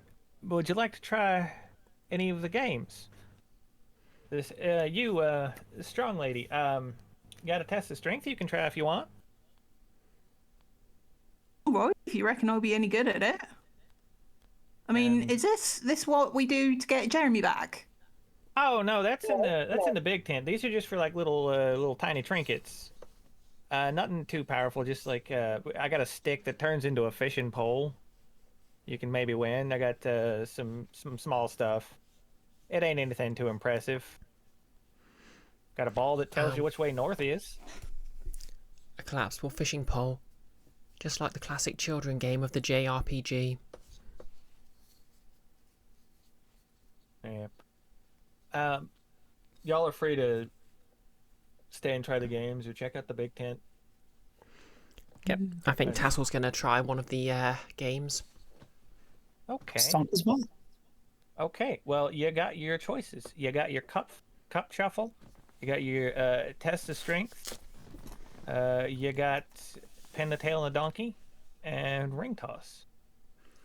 Okay, so it's cup shuffle perception sort of thing, or? Yep. Yep, that sounds like Tassel's kind of jam then. Do you want me rolling perception, so- or do you want me doing something else? Yeah. So Maud, little goblin, walks up to stairs behind the tent and pulls out 3 cups and puts a ball into one of them. Says, "Watch this, youngin," and proceeds to shuffle the cups around really quickly. The speed at which kind of blurs your eyes a bit, but you think you got it. So roll me a perception check. If I know people who play shell games, there will not be a ball. But as this is meant to be a carnival game, perhaps you're playing fair. 25. Yeah, with a 25, you absolutely can tell that the cup is under the left, or the ball is under the left cup. Okay. Tassel grabs the middle and right cup and lifts them up. Guess the ball must be under the left. Yep. And the old lady, Goblin, raises the cup, and blue ball falls out. Right on the money. What do I And win? let's see. I got a few things. Maybe that's. I don't know. I think that'll do. Yeah. And they pull out the stick that turns into a fishing pole. And you have a pole of angling now. Nice. Yeah. Okay, is I that better a win him default? without that. Is that's a default item or Yeah, it's a thing from I don't know, Oh yeah. Xanathar's. Oh nice. While holding onto this 10-foot pole, I can speak a command word and transform it into a fishing pole with a hook, line, and reel. Speaking the command word again changes the fishing hook back into a normal 10-foot pole. That's pretty cool. Yeah, and these are all just like tiny little trinkets. They're not going to really do much, but it's, you know, cheap carnival prices. That's the idea. Yeah. All right, and Stonk and Sully, or would you be trying anything? Stonk is interested in the ring toss. I think I'm guessing that's a dexterity test. Yeah. So the old lady is going to head over to the purple tent, pull off a cloth, and underneath are a bunch of rings. Reach out from behind the counter and hand you a bunch of smaller rings to fit on the poles. Here you go, Sonny. Do your best. And you are going to do 3 ranged weapon attacks. Ranged weapon attacks. Yes. Okay. I'm assuming Stunk has proficiency with ranged weapons. He only uses melee weapons normally. Yeah, just roll a d20 and add your proficiency 3 times if you'd like. Sure.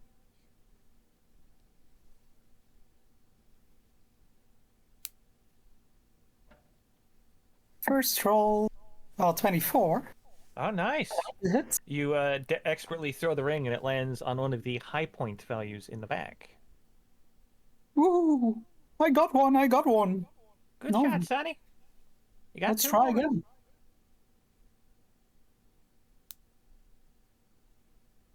No.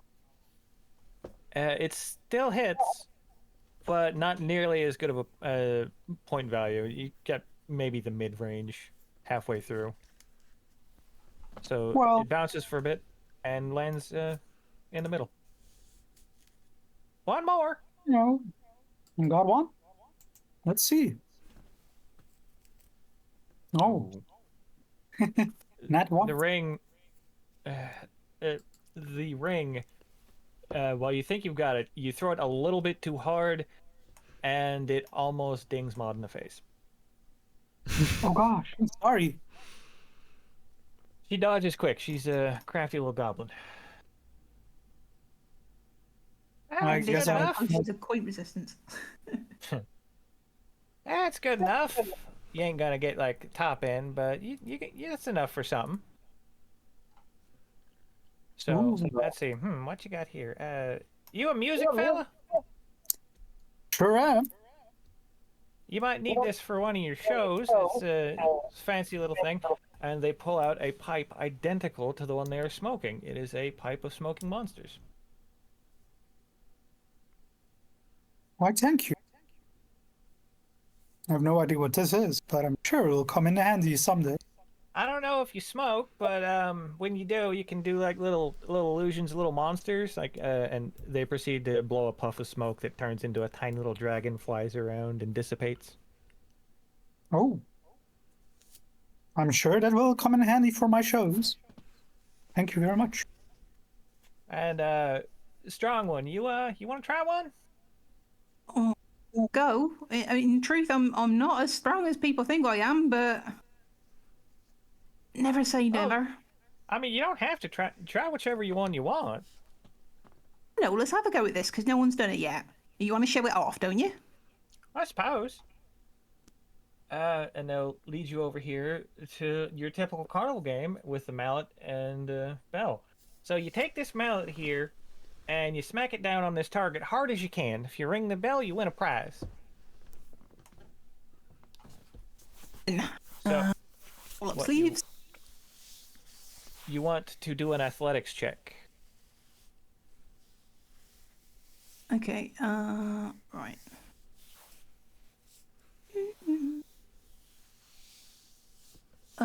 So that's 18 total. Yeah, 18. The bell is soundly rung. It is very loud, and the goblin is clapping. Oh, you're stronger than you give yourself credit for. And they go back over to the prize corner, or they go back over here to the little prize thing, and they start shuffling like, oh, which one would this one like? Maybe not that one. Let's see what we got here. You seem like a happy one. Here, how about this little magic wand? It'll put the biggest smile on anyone's face. And you now have a wand of smiles. It casts Tasha's hideous laughter, doesn't it? No, it just makes someone smile for a minute, that's all. Okay. Yeah. Yeah. Sully tries to immediately use it on herself. Okay. Would you willingly fail the save, I guess? Or would you like to see if you pass?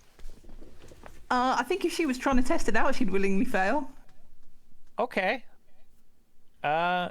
You are now smiling uncontrollably for 1 minute. You cannot stop smiling. Just looking at the other two with a mad grin, like, it's all right, isn't it? What does it do? I mean, seems like your usual self.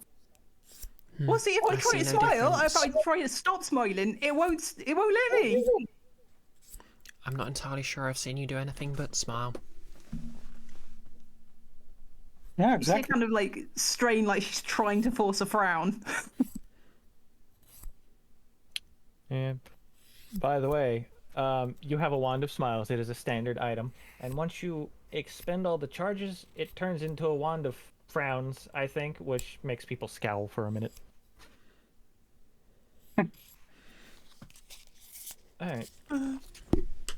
I hope y'all had your fun. Sorry, the carnival's usually a lot bigger than this. It kind of changes size to accommodate the number of guests. I guess not too many of y'all made it in from wherever you came from. No, apparently that was my fault because it was hard to put me to sleep, and he overdid something, and only 3 of us turned up. I'm not quite sure how that works. You must be one of them. You must be an elf or something. They're hard to put to sleep. Definitely a something. Yeah. And they will just go back to manning the. Well, no, they know that you're the only 3 guests, so they're just gonna sit down and start twiddling in the dirt, just drawing little stick figures and whatnot. Y'all got your little trinkets, I suppose, if you want to go meet the boss in the main tent. That's probably get what you came here for.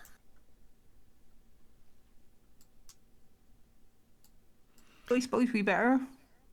Yep. Have you been to say happy birthday to Nick? Oh, of course. Who do you think baked him his cake? Sweet. Oh, that's so nice of you. Yeah, it's a lot nicer here in the carnival. Out in the rest of the world, goblins, they gotta fight pretty hard sometimes to survive. It can get pretty dangerous.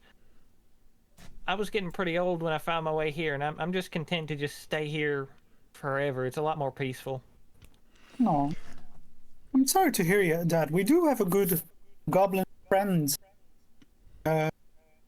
back near Airedale. The King Admiral Sharn. Have you ever? Can't say I've heard of him. I've been here for something like 30 years. No. Okay, I guess. Yeah, he's only recently become king, so that would explain. Fair enough. Fair enough. Well, I hope y'all have fun here. I hope you enjoy the rest of your time. Well, Yeah. considering this is supposed to be a party, we'll try. Of course. Yeah, a lot of our guests usually come from parties. Boss is a bit of a party crasher sometimes. Well, let's hope this That's his party code doesn't name. wipe. I mean, I hope you clean yourself. She kind of stares at Tattle with a little like, yeah, look. It's reminded me actually. Sonny's going to wave over the other two and be like, "Oh, just talking about wiping out messes though. That actually kind of reminded me. I brought some stuff that I thought could work as hangover cures. It's not as fancy as what's popping out the potion dispenser there, but I homebrewed some stuff. I like to call it Lumberjill's Go-Go Juice. She hands off a regular healing potion to each of you. Oh, thank you. Tassel gives it a little sniff. I see I see you use a different berry to how I was trained to brew these. Trying to make them mead flavoured. Quite a bouquet. I can If always. you listen to juice. Shetra Snowbelly in town, don't listen to that owl. She's been slagging off my brewing skills and I'm not having it. Oh, Yeah, thank you. I know. Sure, it'll be great. I know the feeling. There was this girl in my sort of class when I was training as an acolyte who'd always tell me how I was slicing my herbs wrong. If I want to use a pestle and busybodies. mortar, I can use a pestle and mortar. I don't need to use a knife.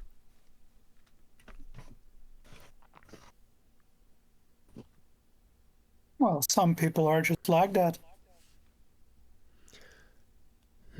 Indeed. And with that, Tassel's going to step into the tent. You're all stepping into the tent then? Yep. Okay. Sorry, I have to do a scene change. Who? I couldn't fit another door behind there. Has been a lot of. One moment.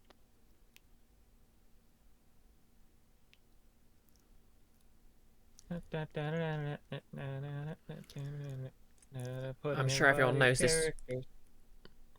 I'm sure everyone knows that this trivia, but the official name of that is actually March of the Gladiators, and it was originally supposed to be a dramatic theme for fighters, like a military marching song. How is that dramatic? Yeah, Yeah, how is that dramatic? yeah. Well, it probably became the default clown song because they used it for clowns, ironically. Yeah, it'd be kind of like having a clown procession to march to Flight of the Valkyries or something, just for the silliness of it. All right.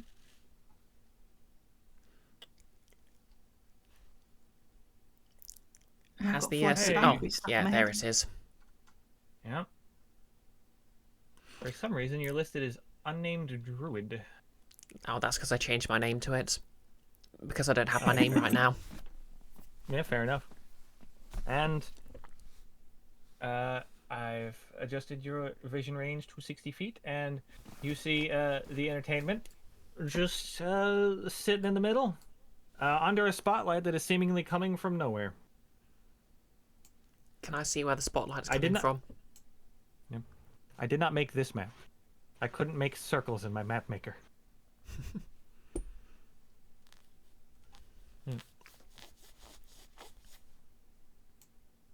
Oh, can you see where the spotlight's coming from? Sorry. You can try, but if you look up in the tent, it just looks like a black void. Interesting. Light very rarely emerges from black voids. Hey, you could say that again. Interesting. Light very rarely emerges from black voids. And I thought I was the funny one. Good one, Oh. Tattle. You're funny, just not half funny. I try. So, as the entertainment Never sees took you you for a walk rugby in, player. let's see, welcome to the main show, and not yet. You'll see that the stands look kind of empty, and it'll be like, this is where the main event is. Basically, I've got a few challenges for you, potentially. It all depends on what you feel like doing, of course. I mean, you could all just leave right now. I'm not going to stop you. But I think the rabbit might be a bit remiss if you don't come back without his friend, you know? I would So, actually how like my this name works- back. I took a long time trying to think of it. And I gave you a nice feast, so I'd say we're even. So if you want your name back, you're going to have to win it.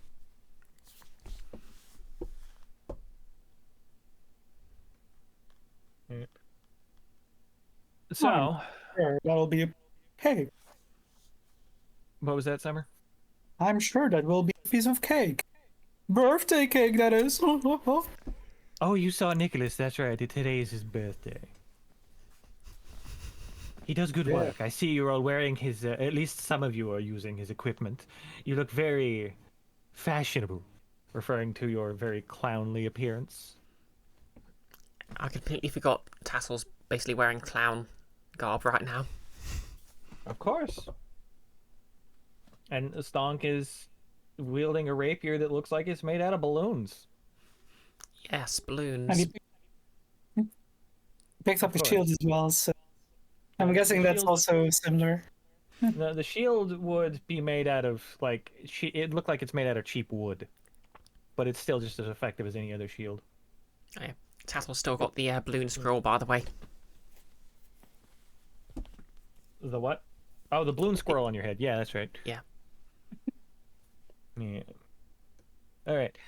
So, this is where you all fight to win some of the prizes or your names back if you really want them. I've got a few ideas in mind, of course. I'll give you some vague ideas of what they are, but I'll get you a bit more information after you've decided what you want to do.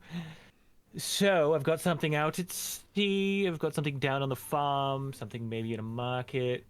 Let's see, no. Not that one. That one's probably far too difficult. What else? I've got something at an abandoned camp. That might be interesting. Anything sound like it might be something worth checking out? Or would you like some more information? I'm always happy to explain. Could you tell us what the abandoned camp entails? I can give you an idea, but I'm not going to spell it out for you, of course. What's a fight without a little mystery? So basically, I send you somewhere, you find the threat or the puzzle, and you solve it however you adventurers do. It's something that was abandoned in quite a hurry, and, well, I think there's only one thing to worry about there, but it's quite mysterious what it is. I'm not even entirely sure. Well, if it's the same to the you two, I'm quite perceptive. Oh. Do you want to give that one a try? I mean, honestly, I've got a lot of ideas. You could all fight a bunch of chickens for all I care. As long as you're having fun. That sounds like a foul battle. I mean, if you want to go fight some chickens, they're pretty nasty. I'm sure the rewards would be paltry. I see what you're doing. I appreciate it. Keep going. They will. I'm sure that my words will take flight. Oh, you're such a riot today, Tattle. You know, I heard a stereotype that all tieflings actually respect birds. Ridiculous. I mean, I respect all animals and plants, but I don't know where it came from. So the chickens then, I mean, they're pretty nasty. Let's go to the camp. I don't trust chickens. Fair enough. But do keep in mind, the more fights you do, the more prizes you get. We can do the chickens later, I'm sure. Of course. Now, all of you up for the camp fight? I'll fight whatever I have to get my name back. All right. If you're all in for it, Sally, you up for this as well? Yeah. I'm probably Okay. more up for an abandoned camp than a bunch of angry cocks. Oh, you're clever. And Tassel gives Sully the finger guns. She looks like she's been playing with the wand again. and with a bow, the lights go out, smoke fills the arena, and your vision has become completely clouded as I disable your vision one by one to move you to the arena. I feel like my vision has been disabled, such that I may be moved to another arena.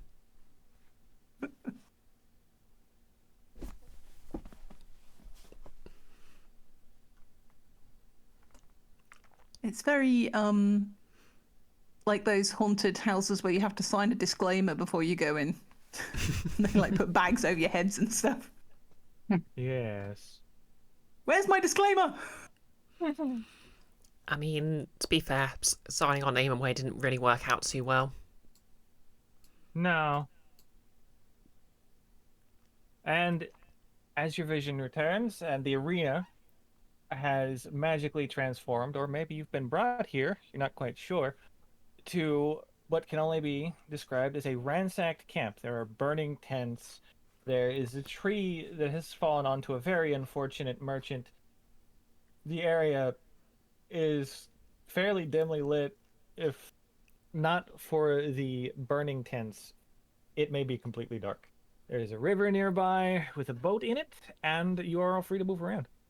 But I'm going to remember the music. Okay. I did make sure the music would work in OBS, so hopefully this is going to work.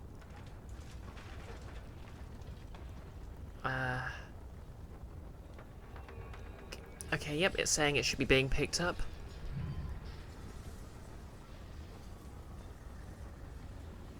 Are we going to be able to hear it, or You should be able to hear There's it. a music. Yeah, I Yeah. can. I'm There not is hearing a- anything? Is Okay, there a in the little top circle right. in the top Sorry. top left, there's an add-on known as tracks. It looks like some concentric circles, and it might be muted. Yeah, it was. Oh, Yeah, just unmute. Yeah, turn it down. It's pretty loud. okay, now I'm hearing. Here we go. There you go. And y'all are free to move around. And you all hear, remember, the threat's not immediately obvious. You may have to find it sometimes. Well, that's not terribly reassuring. Where the trees come out of the ground, does that just look like a regular uprooted tree, or is there actually like an Alice in Wonderland rabbit hole going down there? That just looks like a tree that got uprooted and fell onto Okay. a very unfortunate merchant. Does anything look suspicious about the merchant? We can roll me a perception check if you want. Absolutely.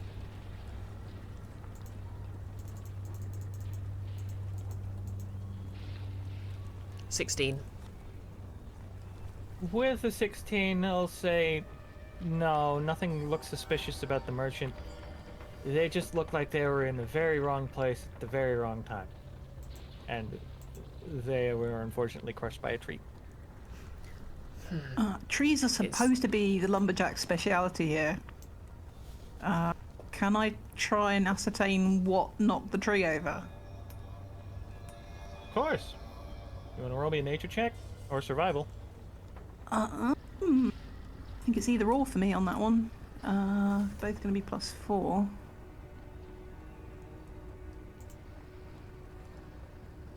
Huh, 8 total. You have Sully. no idea.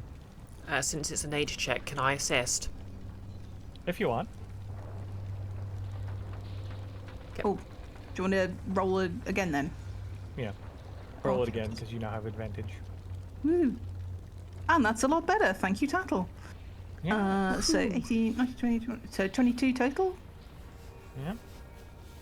Whatever came through and wrecked this place may not be entirely unrelated to the tree falling. In fact, as you look near the base of the tree, you'll notice 2 very elongated claw prints just dug right into the bark, as if something incredibly strong had pushed this tree over. Okay, could I, Tassel's quite familiar with, fauna. Would you be able to recognise what the claw marks were? I'm gonna say roll me a history check. The music stopped, by the way. Oh. That's unfortunate. It's still going on my end. Can hear it. Okay, I can hear it in Albert. that's weird. Yeah, it's just stopped for me then. Alright, I'll Oh just wait, no, restart it's still going. It's I just can't hear it.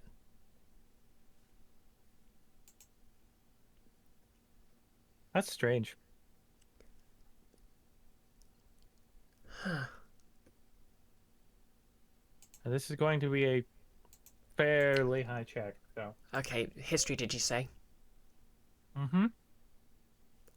Okay, +2. 20. Dirty. You've seen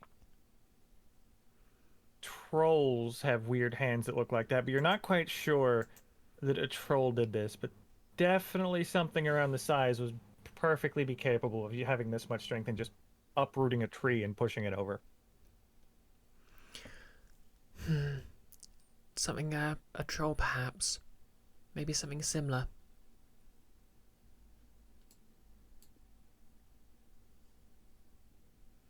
Okay, hang on, I'm just going to try refreshing Albert Radio to see if that fixes it. Fair enough. Roll, you say? Perhaps it could have been a troll and maybe all the fire scared it off. No, You're not it's sure? it's just coming out without any sound. That is strange. I'll just restart the music. Now it's Okay. stopped. Okay, it's It's playing for not me now. necessarily music. Yeah, I restarted it. Yeah. It's Let's not restart. necessarily music, it's like ambience and stuff. Yeah. Alright. So you're fairly certain that it might be something similar to a troll, perhaps, but you're not 100%. Okay, are there any other sort of signs there might be a troll or something around? I'm gonna wave Tattle over. I'm looking at the tent to be like, come and see what killed this fella. You're good at this. Okay. Can I see? Well, I mean, this guy's pretty clearly been shot full of arrows. You could reasonably assume that they were killed by a bunch of arrows. Summer, do you have something? Rather, Stonk. Stonk is looking at the equipment that's lying here and stuff. Does he find anything of note? Well, what you see on the ground is an odd-looking little bag. It has turquoise and red patterns, got some diagonal striping on it.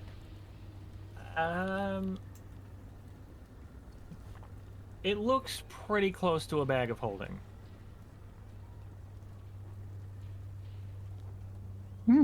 This might be a bag of holding. Maybe if no one's using it here, maybe we should take it. Okay. Is there anything in it? Stonk grabs the bag and takes a look inside. As you do that,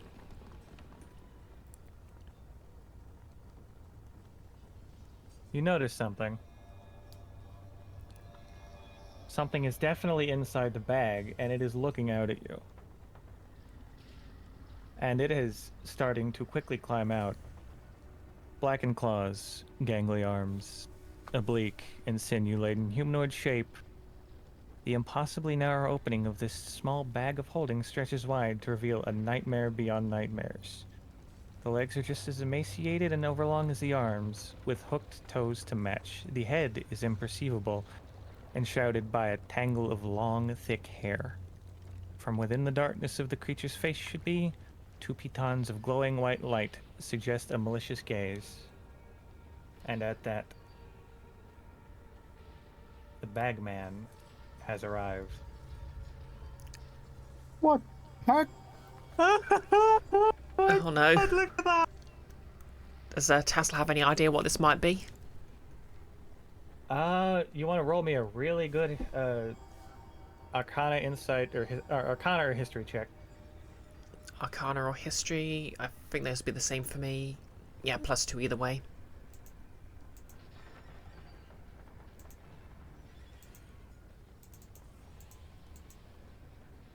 I'm going to assume 6 isn't enough. It is not enough. Oh, can I try and know by accident? If you want. That is not 14 enough. now. No. And the bagman is currently trying to grapple Stonk. If you'd like to all roll initiative. Okay. Like trying God. to yell for Stonk and then just can't get the name out because we don't have our names. Yeah. All right.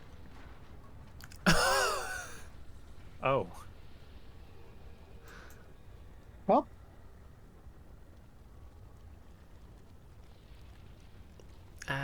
Is there an initiative tracker on here? Yeah, sorry, that's my deal. I will add you all to initiative. I'm sorry, I didn't know what you all were using, so I used something else. Okay. What did y'all roll? I rolled a 4. Okay. I was 8 total. Gotcha. 17. There's an HP tracker on this one. Yeah. HP, AC. I don't have your stats in because I forgot. But yeah. Yep. And now to roll for the bagman. Not good.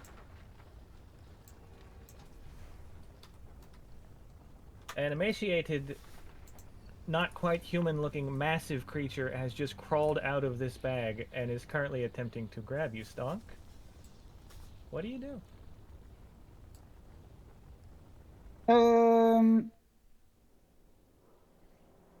Great question. So, Bagman is trying to grapple me? That's it? Yep.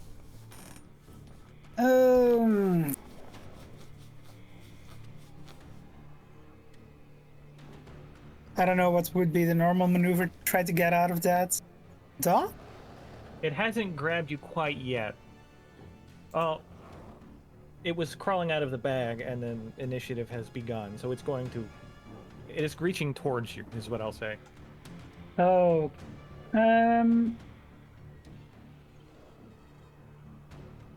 If Stong moves away from it, I'm guessing that's an opportunity. Yeah, that will be an opportunity attack.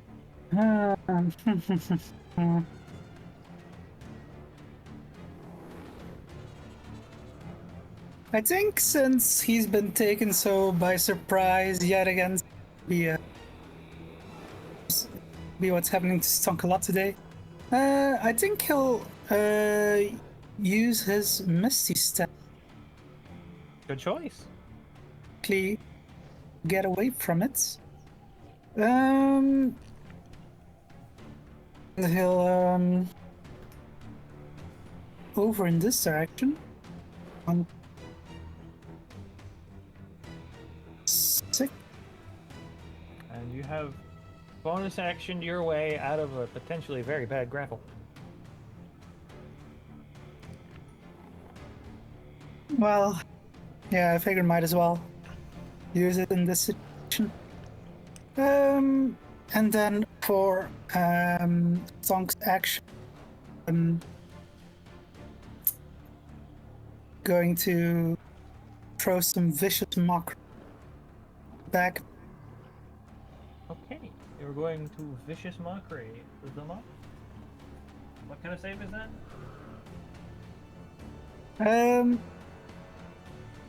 That is wisdom saving throw. All right.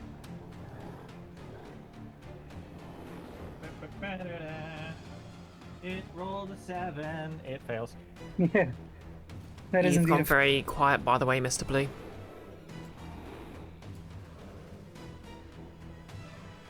How about this? Oh, yeah. Yeah. Yeah, that's fair. Yeah, Cat knocked my microphone off earlier.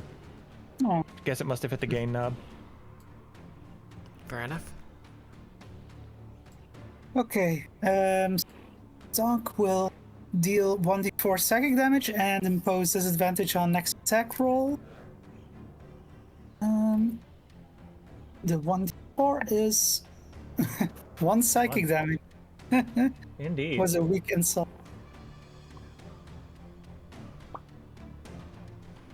Your mama's so fat. Wait, do you even have a mama? We'll see the bagman staring at you as it not quite shrieks in psychic pain. It is definitely not happy with the bardic prodding on its brain. You know, Stonk, that isn't a very nice thing to say about anyone. Oh, shucks, you're right, Settle. The names being kind of scratched out, I guess. But yeah, I mean, Zonk's a bit upset at his bagman trying to grab him. So, Yeah. Sorry. You know, that wasn't a very nice thing to say. And you can hear from the stand and see from the stand, because you can all still see the stand, and now a large crowd has gathered, which you can gather would be employees of the carnival come to watch. The entertainment says, Stonk, I think your material needs work. I'm just having an off day today. I mean, you did steal my name. You'll get it back, I'm sure. I like how the entertainer can just use our names with impunity, apparently. Well, it owns them at the moment.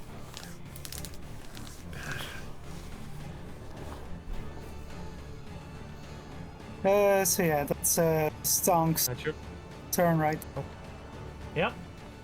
Sully, you're up. Oh boy. Oh, I don't like this thing. I don't think there's any way to put the proverbial cat back in the bag. Oh no. Okay. Run. You know, you shouldn't be grabbing at Mr. Stonk. Consent. Very important. Its neck audibly snaps as it turns unnaturally towards you. And I am going to cast Booming Blade. And So that should be a regular weapon attack. We're going in with the balloon axe, which hasn't got a name yet, unlike all the rest of her inventory. Please don't roll crap.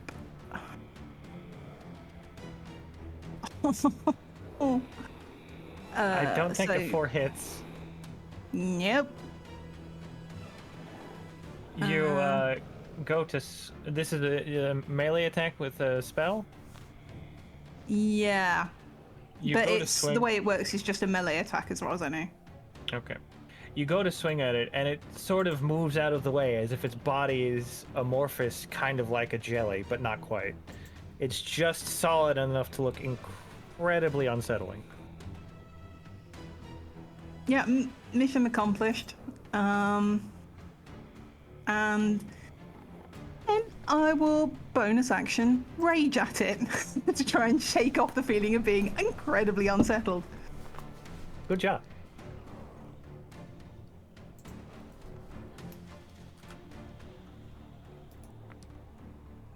Is that it? Yep, no, she's not moving. Okay. And that means it's the bagman's turn. So, the bagman is going to go for its target, the one who opened the bag. It's going to move 5, 10. Oh, you get your opportunity attack, by the way, Sally, if you would like it. Oh, yes, please.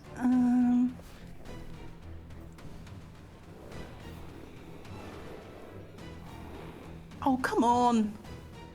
Nope. It moves out of the way the same way it did before. 15, 20, 25.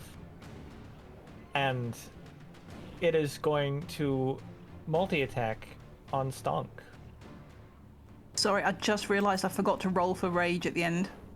Oh, yeah, please do. 5 is...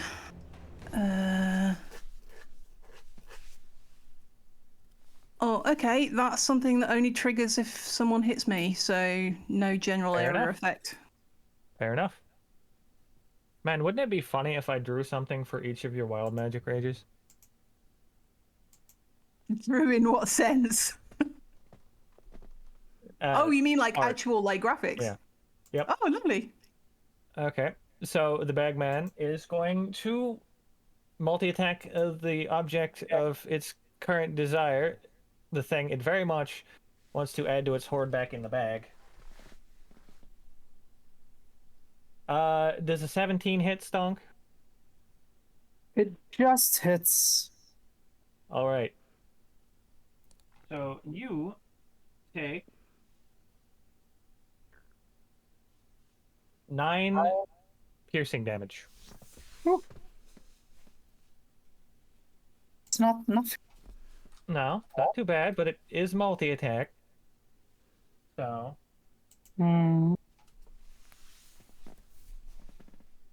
and I'm going to assume a 23 hit, or 20 hits, dirty 20. Oh yeah. And another 30, 20. Okay, so you take not too much damage.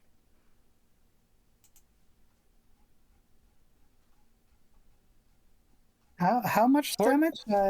Sorry, I was trying the dice roller that I got for this combat system, and you take from the 2 claw attacks a total of 13 damage. It's 2d6 plus 4 twice, so. That was after the 9 or including the 9? Including the 9, it's a multi-attack. Oh. Whew. Lucky. Now, I barely know what I'm doing with combat, so I did work with Nick and Ben to make sure these were balanced for your encounters, for your levels. Oh, yeah. All right. And it's going to just stare at Stonk, just absolutely focused on them. And end its turn.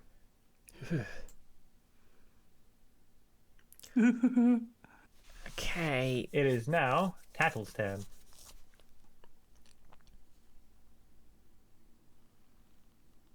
Tattle is going to look at this creature. Blink for a minute.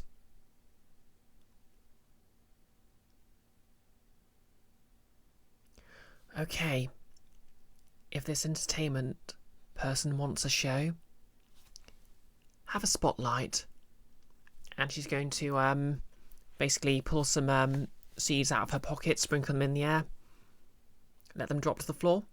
And as they do, a shaft of moonlight appears over the bagman. Ooh, moonbeam, right? Heck yeah. Awesome. What's the save on that? That is a Constitution saving throw, please. Okay. Oh, This is where I discover them. 12? Is a 12 enough? A 12 does not beat my 15, I'm afraid. No, it does not. Quite. Now, please describe for the what? Why can't I resize this? Oh, there we go. Yes. Sorry, what were you saying? Please describe for the class what moonbeam does. 'Cause I can't Well, quite quite. remember. Well, quite. Moonbeam creates a shaft of light 5 feet wide and 60 feet tall. On failing a save, a creature takes 2d10 radiance damage.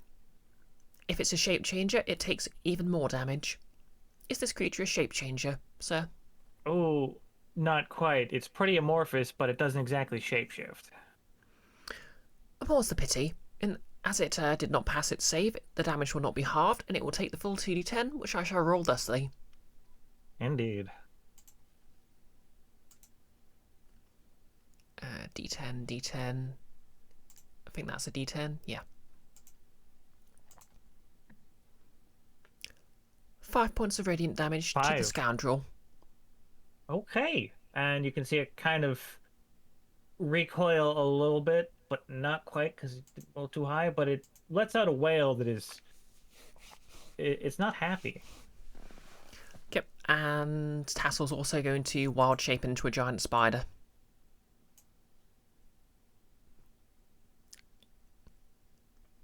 Now who's the scary... Wait, now who's the scary one? She says in spider, so no one can understand her.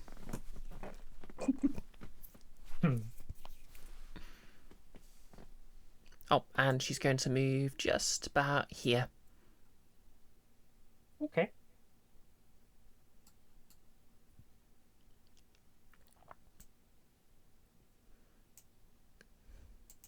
That's my turn. Okay. It means it is now Stonk's turn. Hey. Hey, Bagman, cool it. Why are you coming after me like that?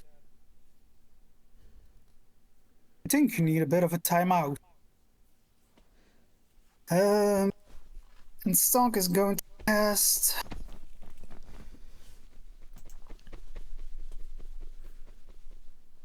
Dissonant Whispers at it.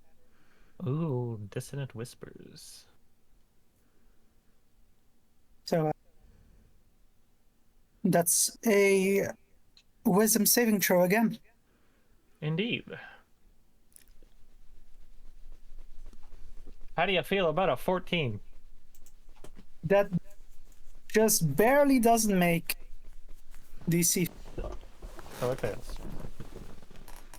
So that's gonna be 3d6 psychic damage, and it's going to move far away as it can from Stonk.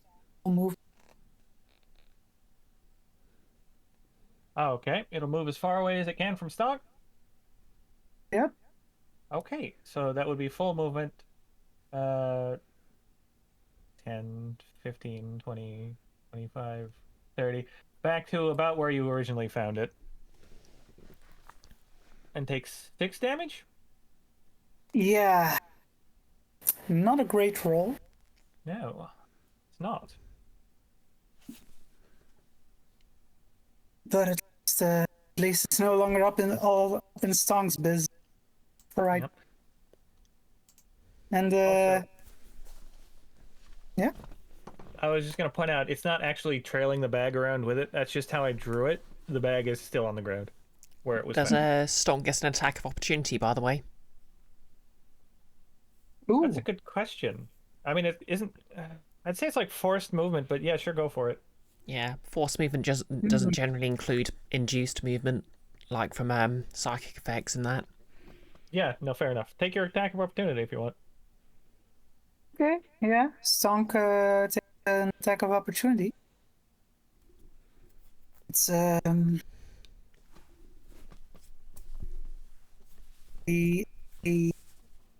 24 to hit. Absolutely hits. Let's see what it Roll does. your squeaky damage. Ah, that's 10 damage from Stonk's balloon-shaped rapier. You say 10 damage? Yeah, 10 damage. Okay. Piercing. Piercing, if it matters. I don't know if that came true when I said it first. At the moment, no, it doesn't matter. And you'll see as the balloon makes contact with its flesh, it cuts. And I'm not sure if you'd entirely believed the blacksmith, but the balloon cuts through them, or pierces through them just like a regular rapier would. Whoa. And it squeaks on contact. Squeaky. Well, this is sure an unusual rapier, but it's doing the job. And Stonk's going to try to put some more distance between himself and the bagman.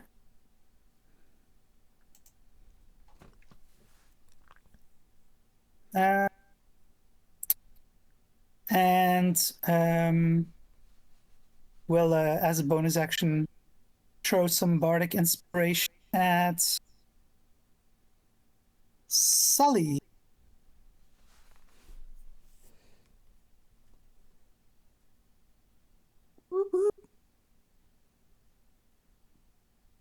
I think that cut out. Oh, so as a bonus action, Stonk is throwing bardic inspiration at Okay. Sully. Sully, you have bardic inspiration. Nice, thank you.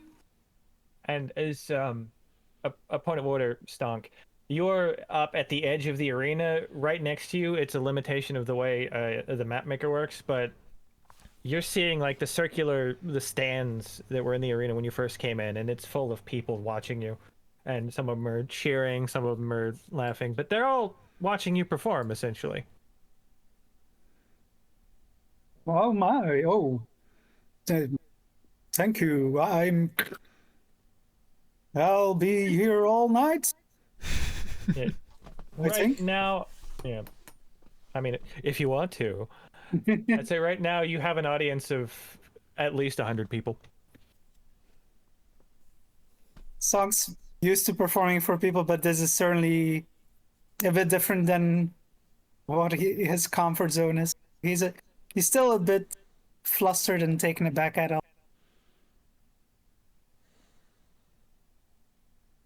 All right. Is that your go? Yep. Okay. Sully, you're up. Do what works. Run up and try to hit better. Pulling out your squeaky great axe. Yep. She's already considering a name for it based on the fact that these things squeak. Ha! What's the total? Nope. 8, 12. Oh, does not hit. I'm sorry. It just keeps twisting out of the way of your axe. I feel like Sully's just, even in rage, is just incredibly freaked out by this thing.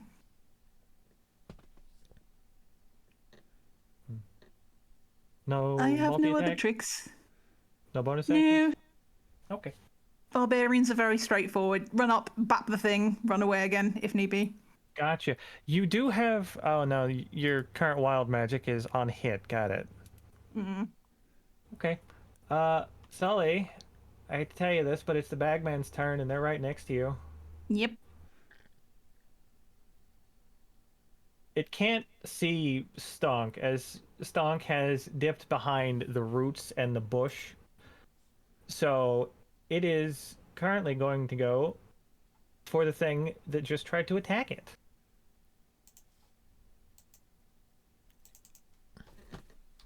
Do do do do do do.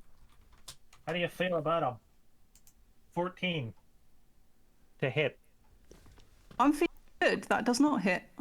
Okay, it goes to bite you, and I suppose you sort of just deflect it with your surprisingly sturdy balloon axe. Doing the little. Yep. And it's gonna attack again with an 18 claw swipe. 18 will hit. Okay. And I'm going to... Let's see. I have to roll the damage with the owlbear roller, at least the one I'm using. 10 slashing damage. Halved because you're raging, so 5. No. And then, because it hit One me, Oh, that's right. yeah, this is the rage thing. Magic just freaks out if anyone hits her at the moment. So, oh, they get bapped for 5 force. Yeah, now, back to what I was talking about earlier. Magic is more unpredictable, more showy, more flashy. And you are a wild magic user. That would... Your magic is going nuts right now. What does it look like? Well, everything was like multicolored in the prize room, wasn't it? Like sort of fireworks. Yeah. I mean, I imagine because it is technically fey in nature for her, it would look quite similar. All right. Like a sort of tiny, like Jubilee from the X-Men type moment. Anytime something hits her, it's like sort of erupts out. Yeah, so you are just a shower of sparks and fireworks and multicolored lights. And the bagman looks kind of transfixed for a moment. And, oh yeah, second claw attack. I think I've already only done one. Yeah, you had 1 miss and then 1 claw hit. Oh, that's a natural 20. No. Oh no. Oh no. Okay, so what, roll the dice twice or double the damage? What do I do? You roll twice the amount of dice. So 46. Yeah. Okay, rolling this in the one you can see. Oh! 16 plus 20 damage total. Half to 10 because you are raging. Yep. Okay. With the phrasing of the wild magic, it just says whenever a creature hits you with an attack roll. Yeah, no, it takes the damage again. So every time it hits, Cool. you get to roll. Yeah, roll your damage again. Fireworks. Yep. Oh, Oh. boink 1. I mean, It's a everything sparkler. helps. Yeah, it's just a little bit of sparkle. Okay. And that is the bagman's turn as it is staring at the shiny lights coming off of Sully. Okay. Tassel, the spider, is going to just sort of shake her front legs a bit, and the moonbeam is going to, with a impressive flourish, if I can select it, there we go, whoosh all the way back to the bagman. And you swoosh that light right over the bagman. Yep. It needs to do another save? Yeah, yep. I'm going to say it's being basically stylized as a giant spotlight because of the magic yeah, going on. Of course. And with an audible click, the spotlight turns on over the bagman, and it rolls a... What's the save again? That's some kind of natural 1, never mind. Well, Constitution, but yep, that does not beat my 15, so another 2d10.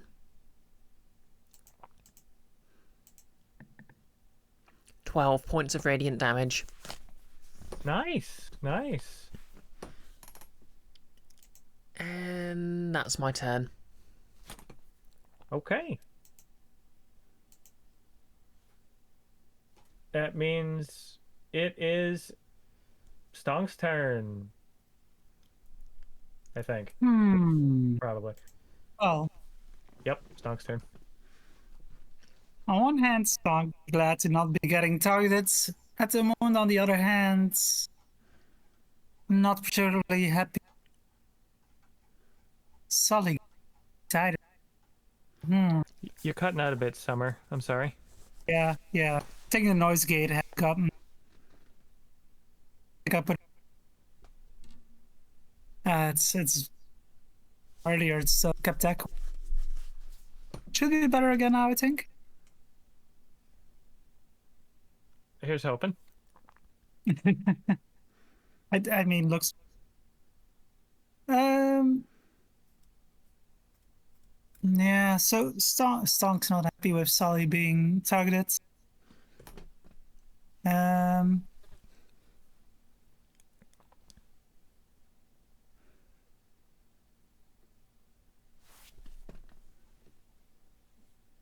So I think Stonk is going to throw another vicious mockery at Gotcha. try. That's a wisdom save, His- yeah? Yeah. How do you feel about an 8? Yeah. That's not gonna cut it. And it has disadvantage on the next attack roll again. And it takes 1d4 damage. Oh, that was almost a 3. Again. Oh. I think Stonk is really having an off game with his mockery. I mean, Oh, it would make sense that you'd be having an off day. You are in front of an archfey whose entire thing is performing. It makes sense you might be getting a little shown up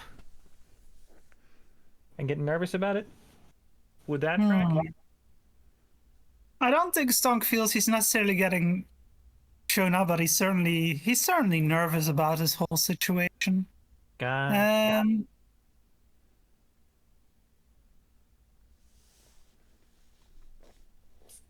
And yeah, it just comes up with something like, "That bag doesn't suit you at all. It's dreadful, just like you." And it just lets out an inhuman wail in your direction. And Sully can hear the neck audibly snap as it turns towards Stonk once more. Wait, no. Oh, I didn't mean to draw its attention. Whoops.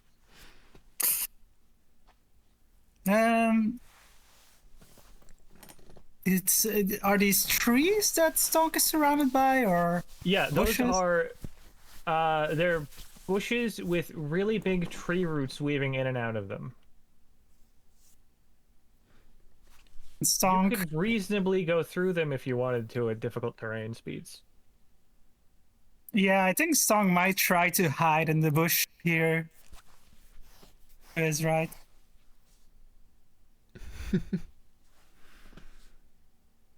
Yeah. Roll me a sleight of hand check or whatever you want to roll to hide. Stealth check, surely. I mean, Yeah, stealth check. Sorry. he's pretty good at stealth. Or at least not bad at it. So we'll give that a go. Try to stealth in the bushes. 21. Okay, let's see if it notices you on its turn. Yeah, so that dog is just gonna cower there for a moment. The audience has lost track of Stonk. Now you see me, now you don't.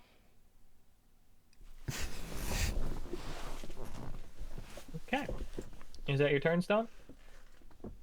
Yeah, I mean, don't think it makes sense to give Bardic inspiration now while he's hiding. Oh, by the way, Philly, Um, did you use your bardic inspiration?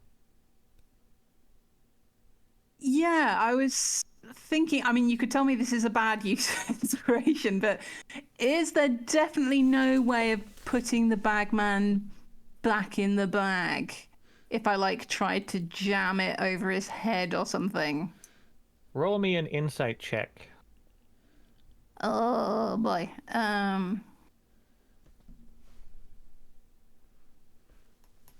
Okay, yeah. What's the total? It's 13. All right. You saw this thing crawl its own way out of the bag of holding. You think if you put it back, it'll just come right back out. Dang. I was feeling inspired, but let's go for an inspired basic thwack.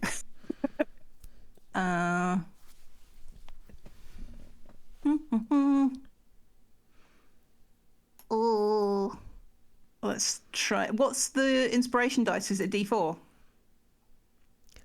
D6 at this level out of 4. Add your d6 if you want. Cute. Just see if I can nudge that. Oh, Oh. come on. I'm so sorry. And 11 does not hit. Boo. Boo this dice. Who earns? Is that your turn? I believe it is, Treacherous sir. math rock. And Sully, you're close, so you'll notice this. Tattle, you may, if you're looking directly at the bagman. But you'll notice that the rapier wound that Stonk gave it has healed up. Oh no. Oh, if it's the bagman's turn, that'll be a Constitution It saving is. throw, please. Yeah. The bagman is not that smart. He did not think to move. Yeah. I think 23 wins. Yep, that beats my spell save DC. Let me just draw that and halve it. 7 points of radiant damage. 7 points of radiant. Gotcha. You see the bagman wail a bit in anger at the moonbeam, or the spotlight that is currently slightly burning its skin. That's me in the spotlight, losing my religion. Let's see if I can do this.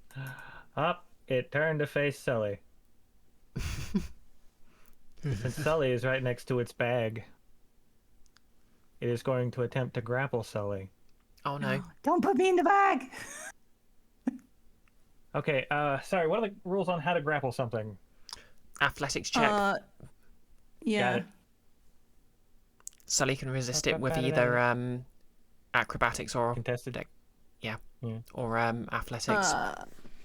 Yeah, I'd get with athletics. I'd get rage advantage, wouldn't I? Yeah, because it's strength based. Yeah. Alright. Athletics, that's strength? Yeah. Okay, you gotta beat a 12, or you are grappled. You beat a 12.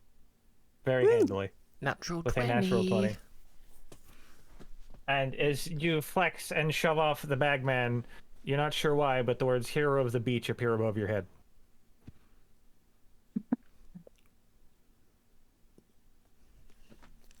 And the bagman is recoiling.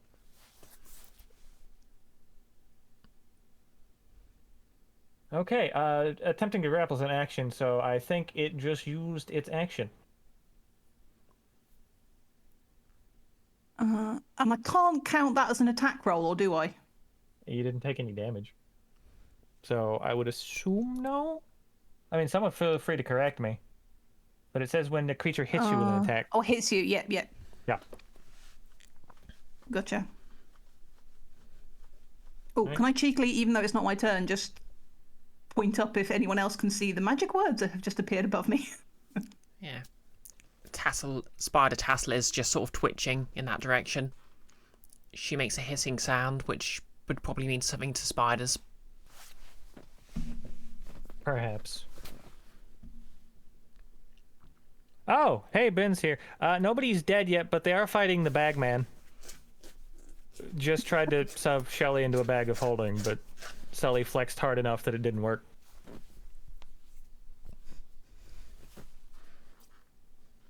Okay, that is the bagman's turn, since it unsuccessfully tried to shove an elf into a bag. A 300-pound elf, no less. Yep. Okay.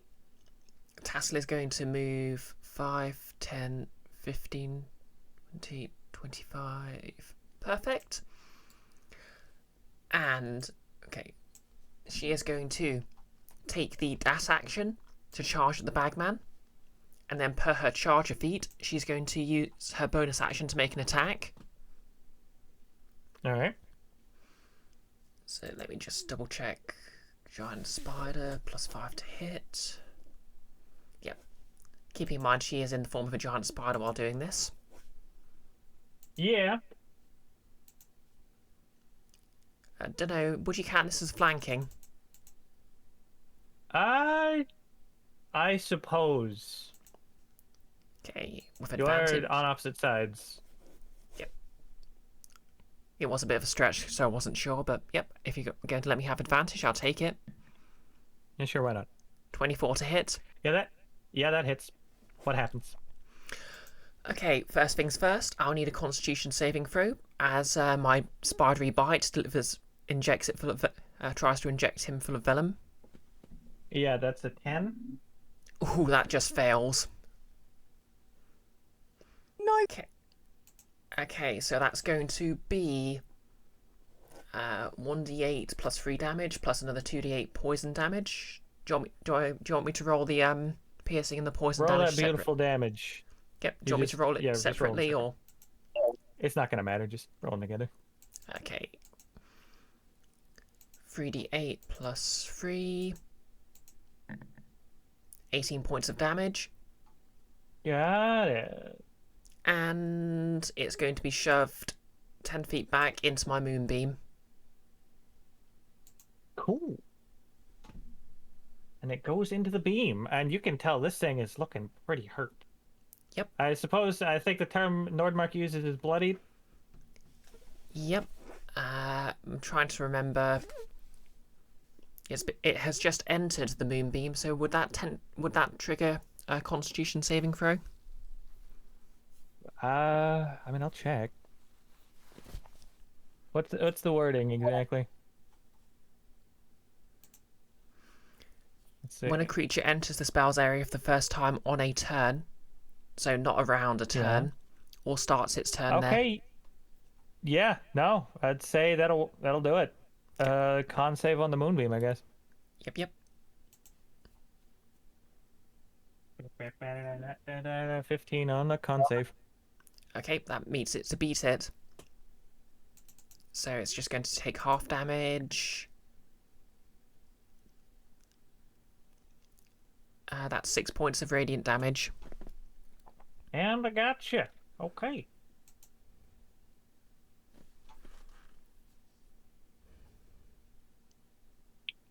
And it howls again, once more being forced back into the caustic spotlight that is your moonbeam spell.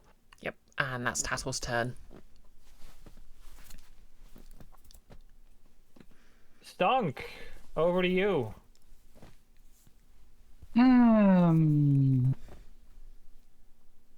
Well, Stong doesn't really want to stay huddled, cowering, shake in a ball in the in the bushes. That's not very strong line. So he is going to jump out of the bushes. You hear an audible clap as the star of the show, Stonk, returns to the battlefield once more. The audience is cheering. Thank you, thank you. So that was, since you said it's difficult terrain, I guess that 10 feet, Yep. 20 feet. Each square is 10. Yeah.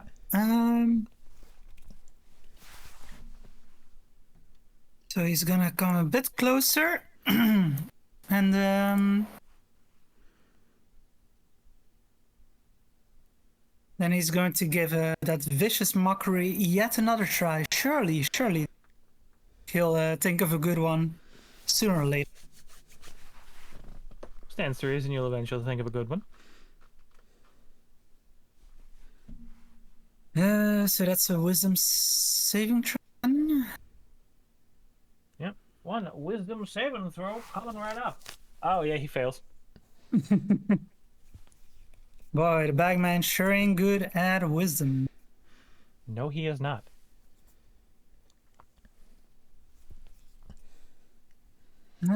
So 1d4. Well, a 2. Indeed. Slightly. Still not on his A game. Boy, I guess you're so unwise you thought it was wise to have a home in a bag. Oh, it is Okay. angry at that. So yeah, that's 2 psychic damage. Again, disadvantage on next attack roll, so I don't know if that actually had to do. Yeah. Okay, and that's gonna be another bardic inspiration for Sully, Oh, thank you. and that's Stonk's turn. Okay. Over to Sully. Please, for the love of God, can I just hit this thing once? Yes, this very unnaturally twisting, amorphous, large, lanky humanoid has just tried to shove you into a bag. What are you gonna do? Hit it! Oh my God. Even if I roll inspiration, that's not going to help. Yeah, does anyone actually have regular inspiration? Yeah, we should have started with it if we did an after action reports. Yeah, Stonk didn't. No, I'm still catching up. Fair enough. That does not hit. Are you going for the beach? Sorry, this question is to Tato. Nope, I'm going to attack the bagman. Cool, okay. I might risk a hit then, because I have tried to whack him. Will 30 feet get me? Just see. Yeah, I'm gonna go check out that dude. But he gets whatever kind of opportunity he wants to do. Yep, he gets an opportunity attack.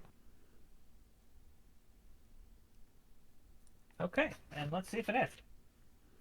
Oh, it does. Does a 22 hit?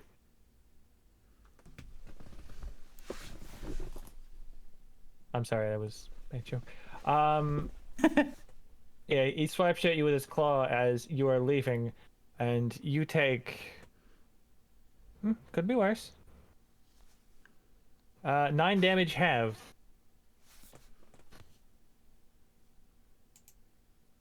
Do you round up or down on that? Yeah, Let's see, down? pretty sure down. Yeah, so 4. Okie dokie. And then does that count as an attack roll? Yeah, he'll take his magic damage. You go ahead and roll that. Cool, get some Jubilee fireworks. At least those are working for me. Yeah, they are. Boop. That is 3 damage to the bagman. Run. And then can I use a bonus action or something to look and check out what the crack was with this? If you like.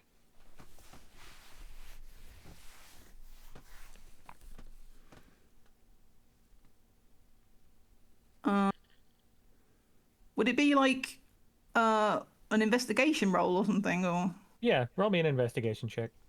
Or Okay. insight, either one. I think they're both a +2. But I might use the inspiration if I need it. Yeah, okay. What is it with? I'm a barbarian. Why am I not getting these on the attack rolls? This is infuriating. It's because Sully's so smart. Okay. Yeah, Sully Yeah. is clearly the smartest one here. And you can God. tell that due to the swath of arrows on the path leading up to the dock, and the bloody footprints leading farther in, and then the blood pool in the water surrounding the person covered in arrows.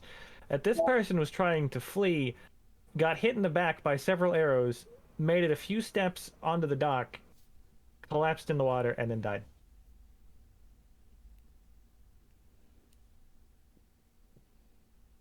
Oh, So whatever killed it was not the bagman. I mean, the dude in the tent, we looked at him. He's the only person that was like in a position to shoot. Was at this angle, wasn't he? Yeah, he's riddled with arrows as well, though. So, Yeah. You could, for that natural 20, I'll give you something extra. You could assume that since the bagman does not have weaponry of any kind, nor do they seemingly have any way to start fires, that they are not what caused the overall destruction and death at this camp. And due to where the bag was found next to some currently unequipped adventuring gear, that whomever was there when all of this carnage started tried to hide in the bag to save their life.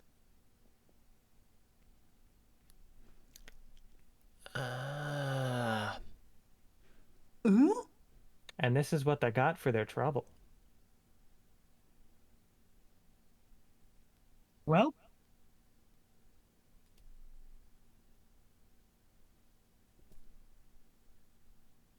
Just yelling back to the others like, well, a hero on the beach is actually a dead man on the beach. I think that was supposed to be your title. Not. Yeah.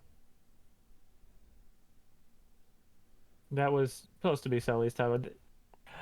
Out of character, there is a superhero. Their power is mainly flexing, and when they flex, the words hero of the beach appear above them, and then their powers do whatever they do.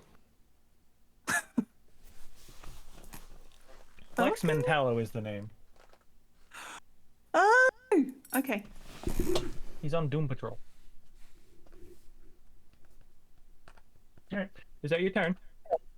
Yes. Okay. It's the bagman's turn, and you'll notice that more of their wounds are closing up. Oh, Constitution saving throw, please. Yep. One con save coming up. Yeah, it fails. How much radiant damage? Glad you asked, dear DM. 9 points. Very nice.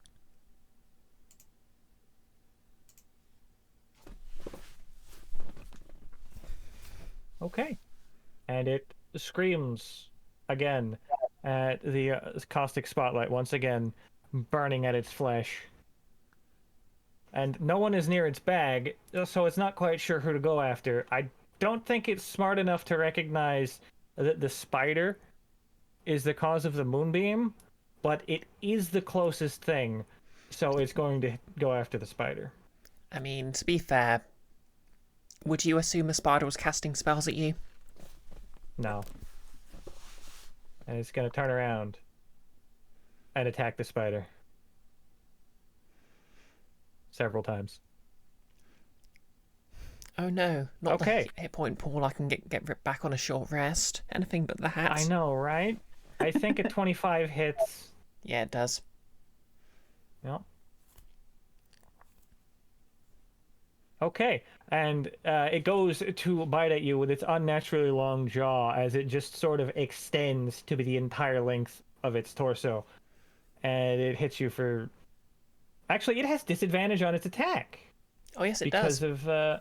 Yeah, it does. So let's roll that again. yeah. That's a natural 20, so I think it still hits.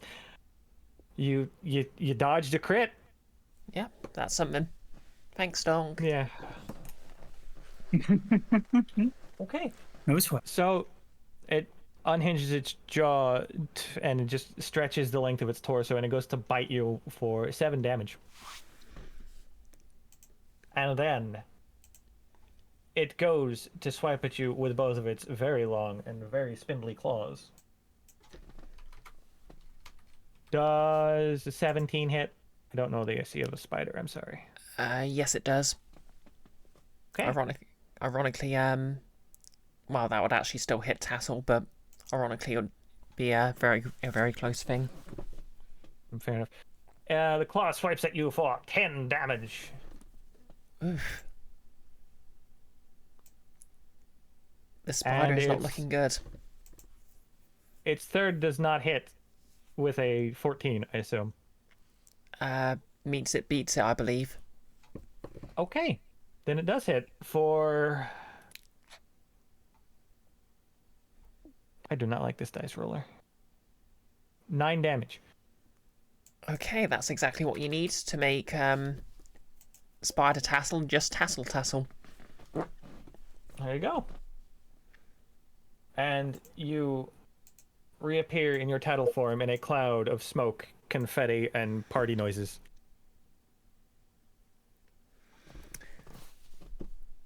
Hi there. And that is the bagman's turn.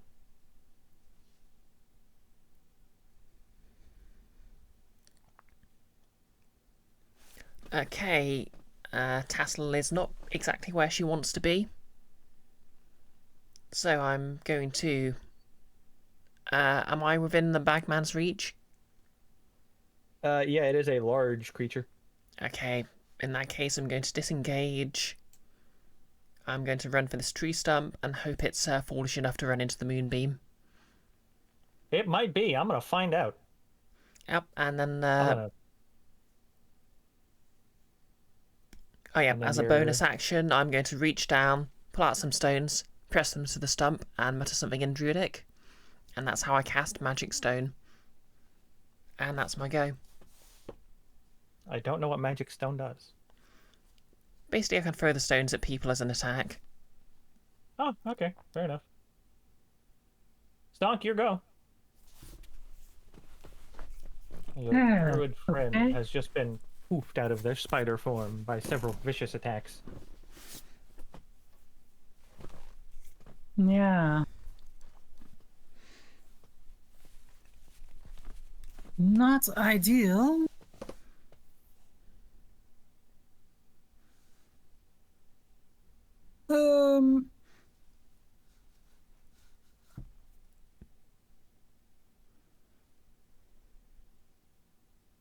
I feel like Stonk would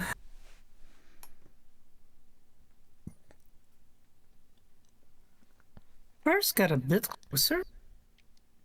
Not well. How? Where is the center of the bag? Center of the bagman is, I'd say, its elbow. Other elbow. That's a shoulder. There? I don't know. Okay, see where the grid meets in the middle here? Where it was? That is the center. Well, I mean, I'm just trying to determine exactly how far away from Bagman's Stonk. Oh, it's melee reach. Its reach is only 5 feet, so like 1 square on every side is melee range. No, I mean, like I'm measuring, right? Oh, okay, measure. The distance between.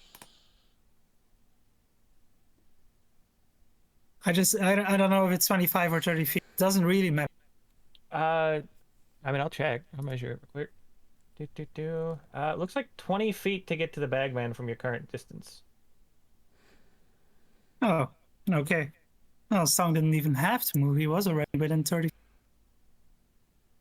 Yeah, but if you want to like overlap on the bagman, it is 25 feet. So. Yeah.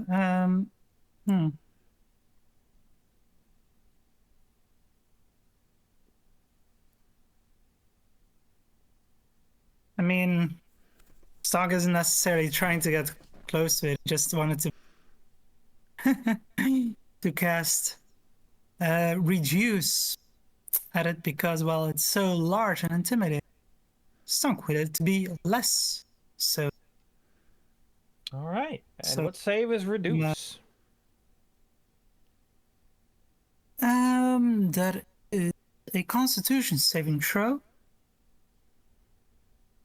Yeah, no, it fails. It rolled a 7. Okay, well now it's no longer a large, but a medium. Indeed. The bagman is now. and I'll just go. I'll put him on the grid because it's bugging me. Can't grab it. It's not its turn. There we go. Yeah, it won't let me grab it. It's not its turn. Whatever. So the bagman shrinks, but it is now closer to the size of Sully.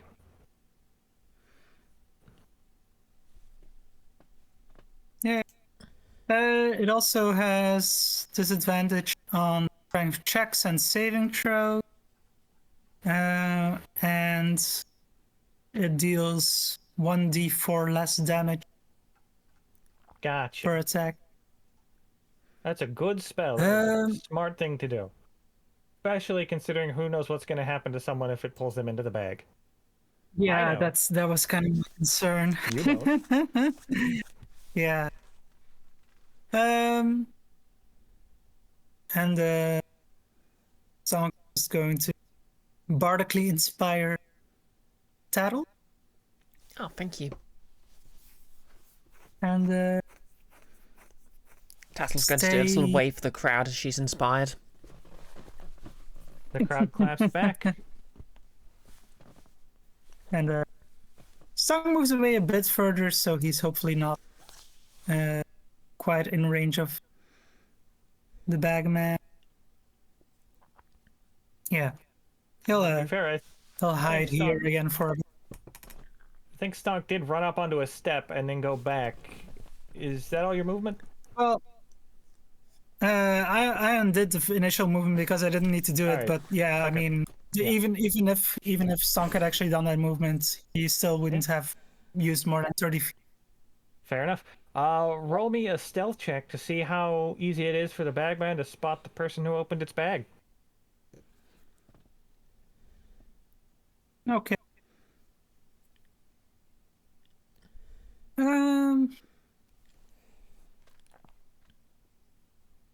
Well, Stonk is being consistently good at hiding at the moment. 21. Yes, you are. It has not noticed you. Stonk. Is that your turn? Yeah, Okay.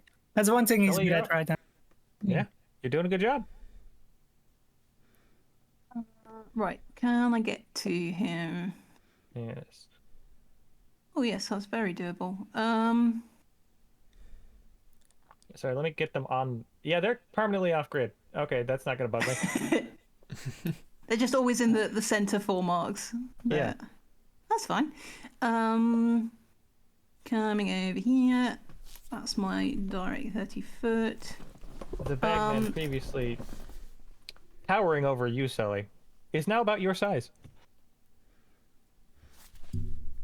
Tricky. Still terrifying. I'm only asking this as a stupid question because I can't remember the rules for it. For like Spartan kicking things to move them. That would be a shove action. It's basically an athletics check. Well, it's basically the same as if you grappled them. An athletics versus their athletics or acrobatics. Right. Oh, so I would get advantage on that for a check then. I want to try and shove him further away from his bag. Of course. He's very protective of that bag.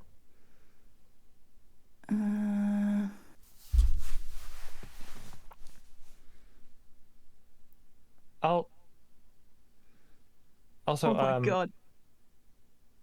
does Barbarian Rage end if they don't do or take damage? They've got to attack somebody or Gotcha. take damage.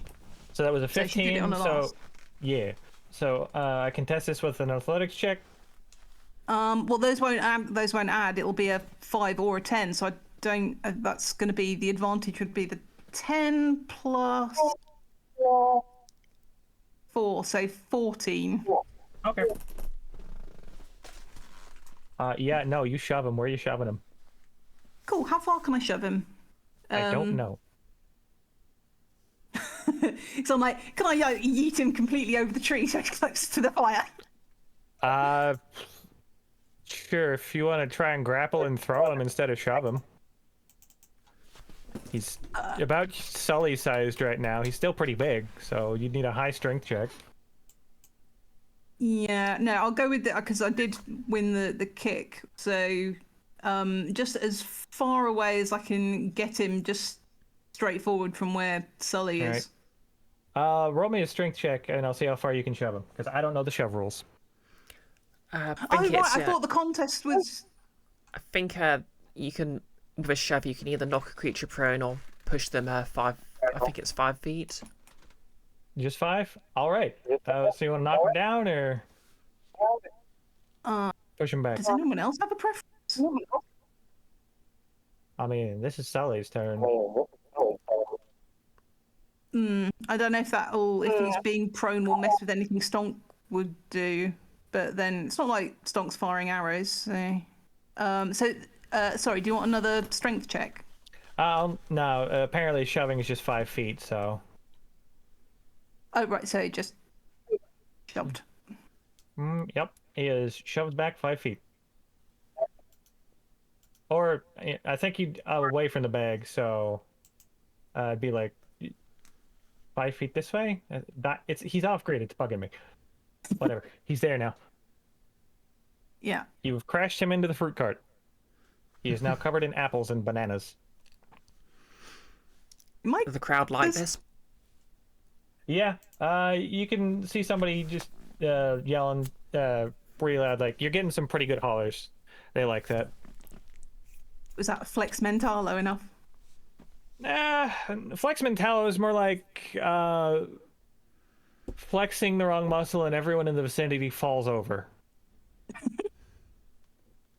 I went for shove instead of prone.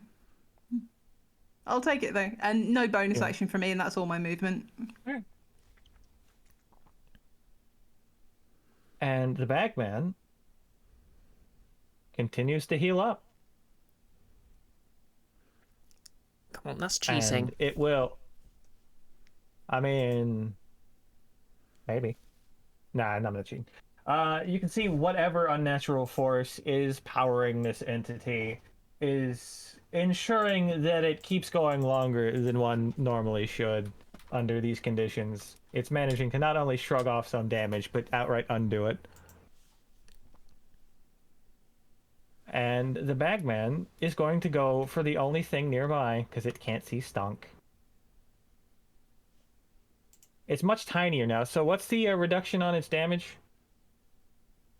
It was a D4. 1d4. Got it. I will subtract that. Okay, you know what? I'm going to re-roll that because that bounced off of my dice tray and hit my bed. It was also a natural 20, so I'm sad. Aww. Tragic. Natural 20 to natural 1. Oh, wild magic. Yes, wild magic. You can see it goes to try and bite you, but you just dodge out of the way. Or actually, no, it goes to bite you, but it's distracted by the shiny lights around you, and it just tries to bite one of them instead.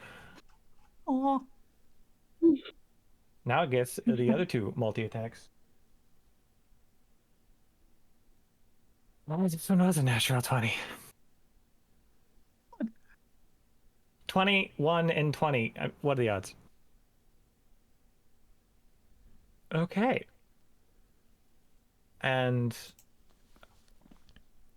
double the dice. So, sorry, I'm supposed to roll that in the thing. So minus a d4, so I will roll 2d or 46. So don't go down.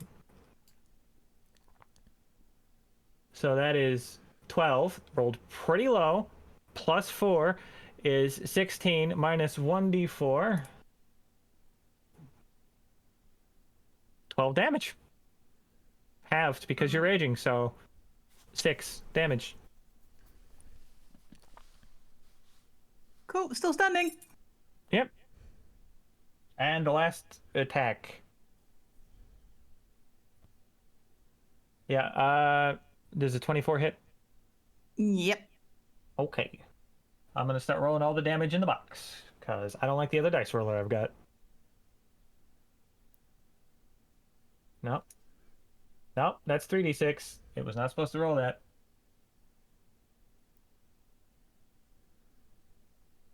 10 damage, half to 5.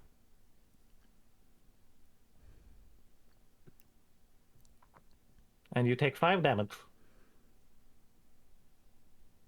And it Still just... standing. Yeah. And it's just going after you since you're the only thing nearby. And that is its turn. Okay. Question: would Tassel have any idea what's causing it to regenerate? If you would like to roll me an Arcana check, since you have no idea what this is. Oh, can I get in my magic retribution? Oh yeah, your magic retribution. How many times did that hit you? Uh, At was least it twice. 3? Or okay, let's do 2. All right.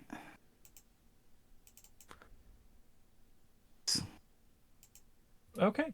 It takes 6 damage.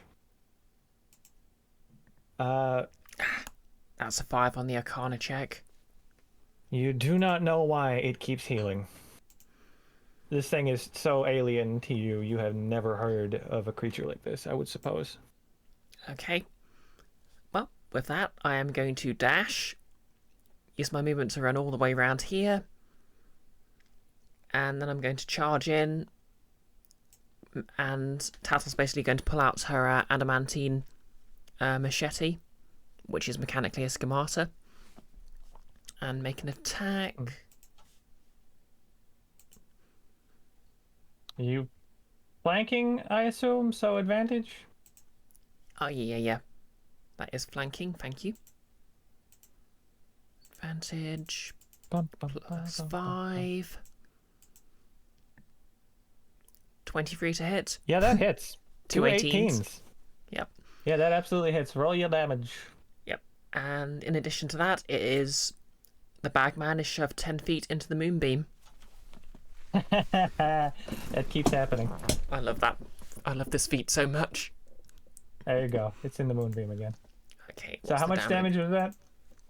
Okay, let me just double check. Schemata. 1d6 plus 3. Not great, but it did what I wanted it to. By the way, does this count as entering the moonbeam? It do. Get 7 points of slashing damage. And I'll need a constitution saving throw, please. Yes.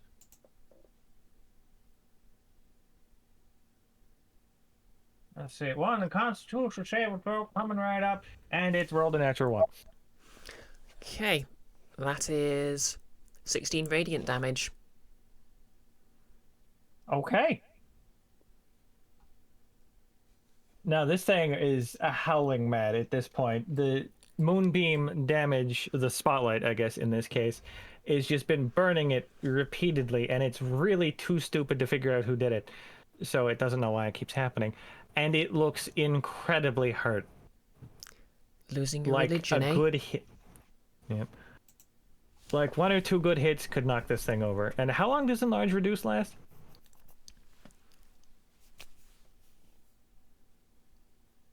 Reduce lasts an hour. Let me double. Okay, an hour. That's fine. No, it lasts a minute, but that's 10 rounds of. Yeah, that's forever in combat. All right. Is that your turn, Tattle? Yep, sorry, that's my turn. Okay, Stomp, you're on stage. Now that the bagman is looking pretty ragged and seems like a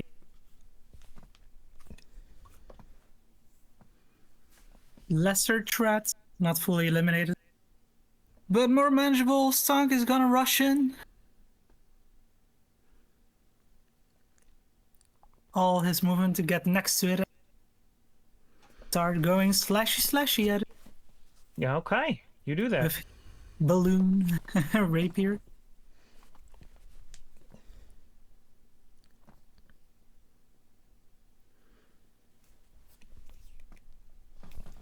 Oh, it's That 13. misses. That misses. Yeah. Oh, take this, you. What? I missed? And its unnatural No. form just bends and twists out of the way. Not quite like a slime, but like someone whose limbs have this unnatural stretch and bend to them. Ah, this weird balloon sword is no good use to me. Defeats the failure onto the weapon. And yeah, that's just gonna be Stunk's That's Stonk's go. turn, trying to look heroic at this moment and failing. If you'd like to roll me a Yeah. performance check to see what the crowd thinks. Sure. That's Stonk's forte. So he even, I mean, I guess even, you know, even something like that where he misses an attack, he can still make it look good with his performance. Give a flourish of a 13 on the performance. Not great, not terrible. You get some cheers. You get a few boos. It's like, is this what passes for adventurers now? And it's now Sully's turn.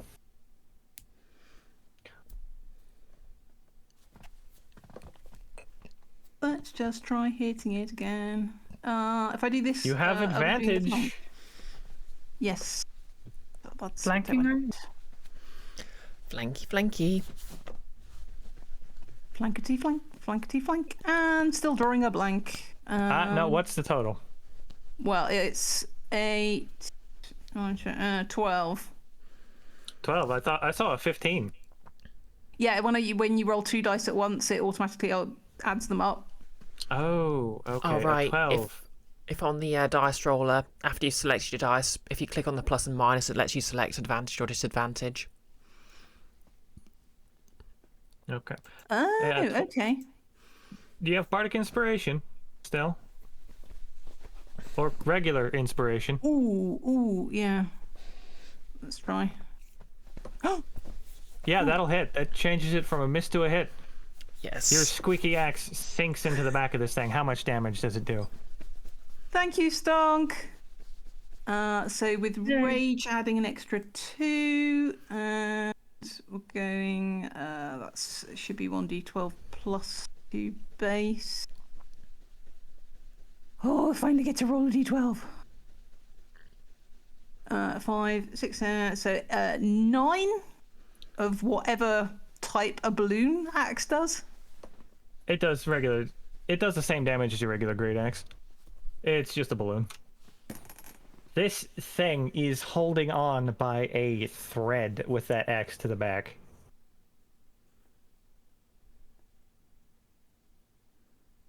Is that your turn?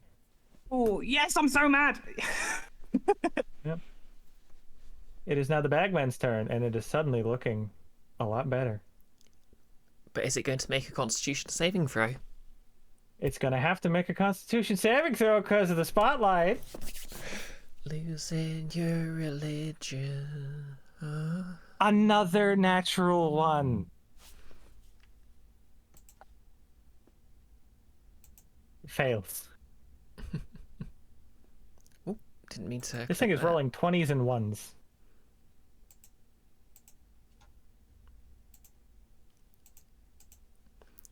I just realised the entire chat can see me misclicking on the wrong dice. Yeah. That's 8 points of radiant damage. 8 points of radiant damage. It's looking pretty hurt again. Not quite on by a thread, but it's a good hit'll take it down. And it is very close to the person who opened its bag.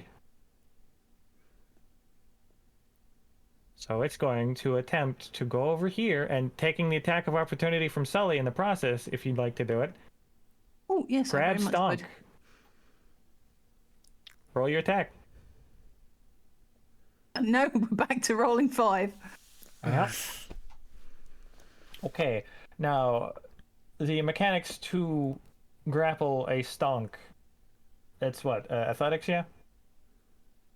Or a strength check? It's athletics. Athletics is strength.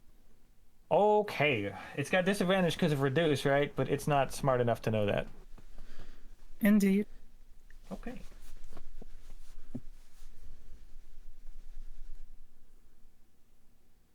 I lost my D20, but then I found it. Okay, that's one. The first one's a natural 20. Uh-oh. Yeah, good thing you've got disadvantage, but okay, 21. Can you beat a 21? Not with AC. Uh-oh. No, this is a grapple attempt. Yeah, you need to roll acrobatics or athletics to oppose it. Yep, you got to beat a 21 with whichever one you want to do. Fine. Let's hope this. Well. You are now grappled by the bagman mere feet from its bag, Oh dear. and it is now going to pull you into its bag. Oh no. Wait, can he do that on the same turn as It's grapple? going to attempt to. How far can he pull him? Would you know? Because he's grappled. I think you can move someone, what, half movement, or is it just 0? It's half movement, but you have to pull them, basically. Got it. He only moved 10 feet to get over to Stonk, so he's... So 10... He can get to the bag and start shoving you in. I'll say, if nobody breaks the grapple next turn, Stonk is in the bag. Oh. The stakes are increasing. I didn't Indeed. think this would happen. Yep. And as it can't attack because it's already used its action to grapple you, so it is now Tattle's turn. And Stonk's head is now in a bag of holding. What you gonna do, Tattle? Okay.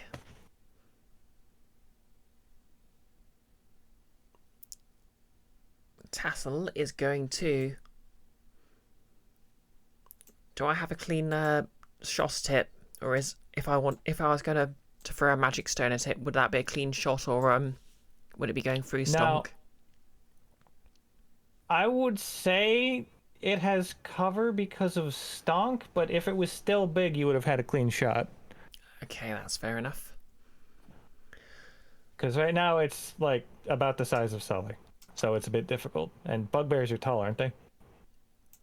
Oh yeah, that's true. Okay, question. If I was to charge from here, would the tree stump get in the way, or could I hop up it? Difficult terrain. Okay. The tree stump would be. Wait, let me check something.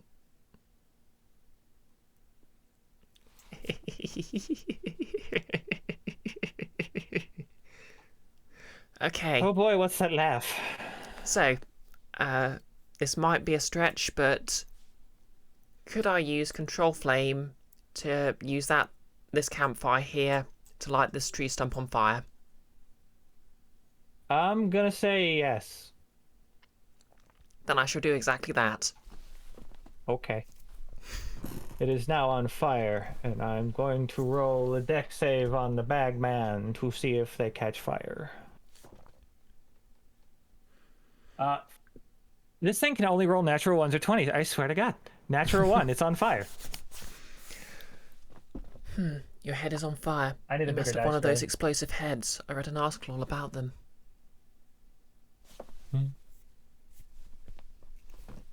My head!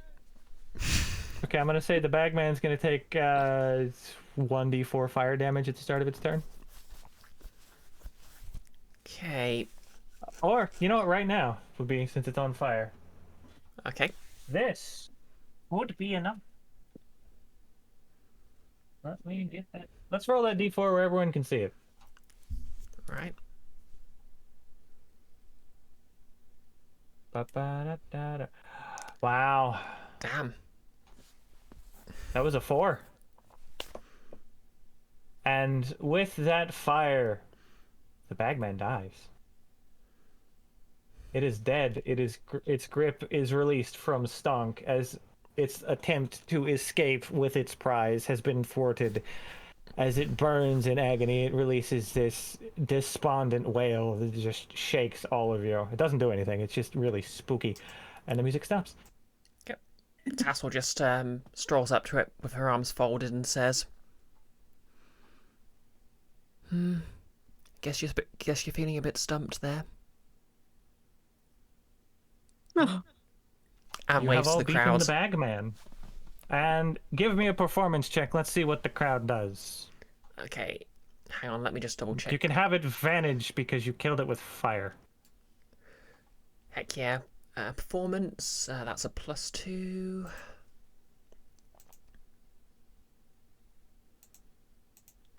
With advantage. Dirty 20. Dirty 20. The crowd is just roaring. They are just cheering. Druid, some of them heard your name from the entertainment, so you can hear a mix of tattle and Druid, but it's just an uproarious applause. And the arena is starting to fade back, but you were told by the goblin that the entertainment does hide those little potion tokens somewhere in the arena, so if you'd like to take a second to look for one, I'll give you 1 check each or so. And if anybody wants to grab an obviously haunted bag of holding, you're more than welcome. Okay, so is that a Obviously perception haunted. check? Yeah.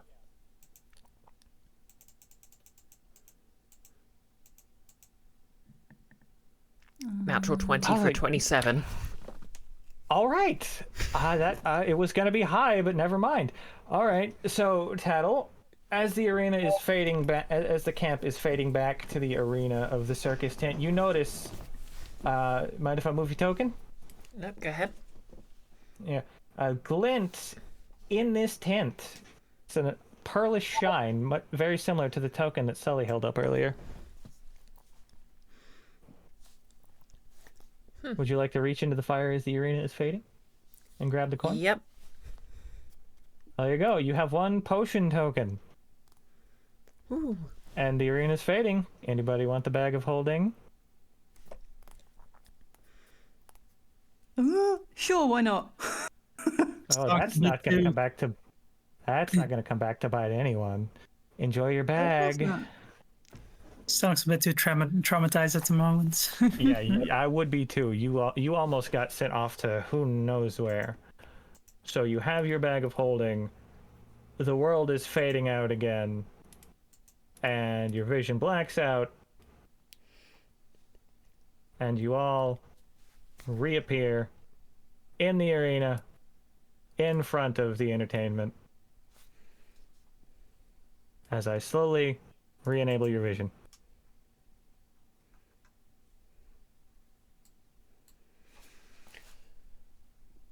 My, you put on quite a show. Very impressive, Tattle. I was wondering if anyone would figure out how to kill that thing. It's very resilient. It seems to just bounce off the damage, you know? Can I have my name back? Tell you what. Yes, you can have your name back. And, since you all just took down something very tough, I'll let you get 1 prize from the arena. Not Jeremy, though. You have to win another fight for that one.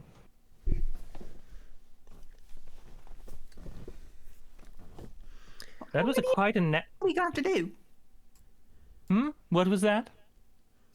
How many of these things are we going to have to do before we get Jeremy back? Oh, just 1 more, I suppose. I don't want to send you home too soon. Don't want to spoil the fun. My employees are quite enjoying the show. Stonk, I'd say you have a few new fans. Well, I better after that ordeal. And Good thing somebody this has is all thrown just a dream. a rose at Stonk and a few gold and silver coins at Tattle for the amazing kill with the fire. Ah, yep. does that add up to money? Yeah, it's 3 gold coins and 5 silver. Heck yeah. And would y'all like to pick out your prize? And then we can end because we've been going for 4 hours. Okay. So, is there anything either of you want, or? I'm going to, just for the hell of it, load the scene back. Is it One moment. one prize each or total? You all have to come to an agreement on which prize to take, as you all suddenly find yourself back in the prize room. You've been told that Jeremy is a freebie that comes when you win your next match. And you're only being given this prize now because you took down something fairly tough. And Tattle has their name back. Holy. Oh yeah. Tattle uses she, her, by the way, just to clarify. Sorry. Apologies. Tattle has her name back. Okay. I will post. Did I?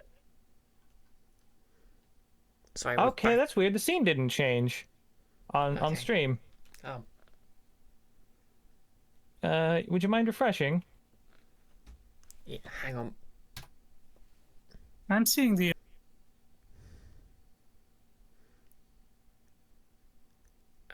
Yeah, there we go. There you go. All right, so y'all are in the prize corner. You have earned, through a very spooky battle, 1 prize, up to and including the big red button, should you so choose. Please take the big red button. But it's up to you players. I say we don't take the big red button. Oh, damn. Yeah, the magic list is in the Jeremy's birthday channel. I'll explain anything if it's not immediately obvious, because some of them are reflavored names. Oh, you really wanted that kitten, though, didn't you?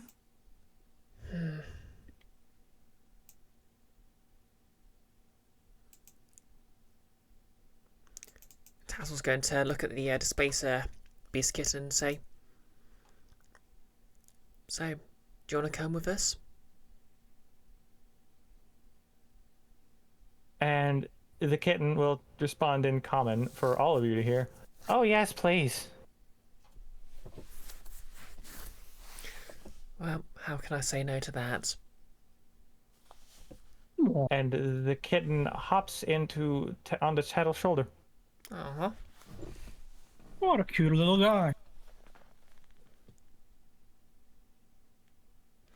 If he comes out into the regular world with us, are they still going to speak common? And I mean, you can all probably gather that the entertainment can see and hear everything you're doing. Yes, he's what you might call awakened.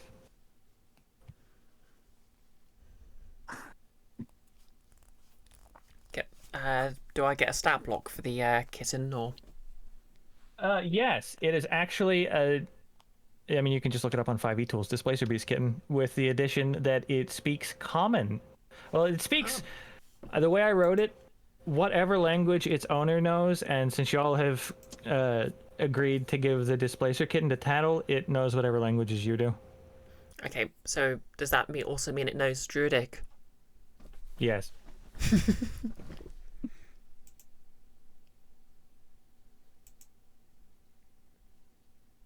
Which is going to sound like when cats make those chittering noises when they see bugs and they go. Yep. Yeah, I will send you the stat block for the Displacer Kitten. Also, good job on the fire. Had you not killed the bagman with fire, it would have kept coming back. Yeah, I thought probably fire was the way to go, but Song didn't really have a way to put it on fire, so. I did include several sources of fire in the map. Well, yeah, if Stonk is smart enough to think about those. Fair enough. And before we end, would Tattle like to spend her potion token? Yes, please. Okay. Let me see. Let's see what you got. I'm using a random number generator because the number of choices on this list does not equate to any dice in Dungeons and Dragons. Do, do, do, do, do, do. Na, na, na, na. Okay. Oh, okay, that's not very high. Potion of Advantage. Ooh. Does exactly what you think it does. Heck yeah. Yeah. When you drink this potion, you gain the advantage on one ability check, attack roll, or saving throw of your choice within the next hour.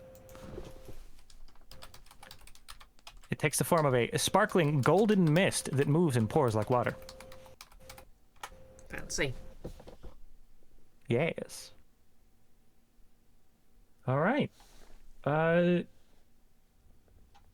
in your head you hear, enjoy, in that silly voice that you know all too well at this point. Every time she hears that, Sully's just looking up at the ceiling and around like, what? I suppose we're done for today. It's been a longer session than usual, so I mean, I could honestly keep going, but that's up to y'all. past midnight here. Yeah. Yeah, fair enough. Sadly, we will have to leave them in the circus for a while. Indeed. I mean, I hope you're having fun. Oh, heck yes. Huge amounts. Definitely. Yeah. I put a lot of work into this, which y'all can all see, and I'm glad to see it's paying off. Yeah. Just regretting Also- that I didn't listen to my initial reaction to the Bagman, which was, in my head, literally, kill it with fire. Yeah. No, Yes, no, same. definitely. It was In regaining... that kind of hyperbole way. Yeah. No, it was gaining 10 health every turn on its turn. So, and the only way to cancel that is fire or acid. Same rules as a troll, which is Okay. why you got the something similar to a troll. I was hoping that would carry over, but I guess I could have communicated that better. Yeah, I mean, I sort of guessed fire might be involved out of character, but I didn't, obviously House didn't roll, so I didn't want to do that. Yeah. So my thinking was basically setting it on fire would force it to drop stonk. Ben, by the way, that was the only fight. They spent time doing everything else. Party, tavern, carnival games, etc. Right. Oh yeah, I But guess yeah. we should raid someone. Yeah, probably. Boop is streaming, unless you have any other ideas. What are they streaming? Cyberpunk? Yeah, Cyberpunk. Feel free to go somewhere else. It's not exactly D&D. Well, I have my personal issues with Cyberpunk, but I suppose they've sort Fair of enough. lessened a bit since it came out. I mean, I'm not going to make you raid anyone making you uncomfortable, so... Yeah. Well, It is your I don't channel. Yep, I don't really know anyone else live anyway, so...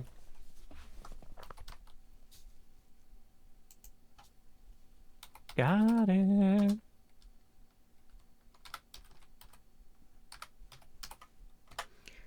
Okay, so we're raiding Also, I would like- Bootbot. Yeah. Raiding the boop. The boop. Yeah. For those of you that don't know, Bootbot is the DM for my weekly game set in ancient Japan, where I play a cactus who just loves to bake and make sure everyone's fed. The Delightful. adorable cactus people. Yeah. Has a gingerbread man familiar, I believe. Yeah, he had one for a bit. It was a wizard at first, and then he made a bard cookie, but that didn't get much use. So he made a mochi cat. Ah. Yeah, it's a cat made out of mochi. Okay, We're going to be having a game tomorrow, assuming it goes to plan, at 8 p.m. EST. Nice. Yeah. Oh yeah, speaking of tomorrow, I myself will be on Nick's channel for some Guild of Icons adventures as DM by Pixel. Summer, Sai, either of you got anything to plug before the raid goes through in like 15 seconds? I have nothing. I'm just going to stand in the shower tomorrow and dissociate for a bit. Oh, Good course of action. Okay. Oh, raid's about to go through in 5 seconds, so have a lovely evening, everyone. Everyone say goodbye. Yeah. Goodbye. And does anyone say anything that'll only appear on the VOD on YouTube? Yeah, sure. Things don't age in that carnival, so that kitten's probably as old as Tattle is. Yep, that's fair. And I'm going to stop the stream.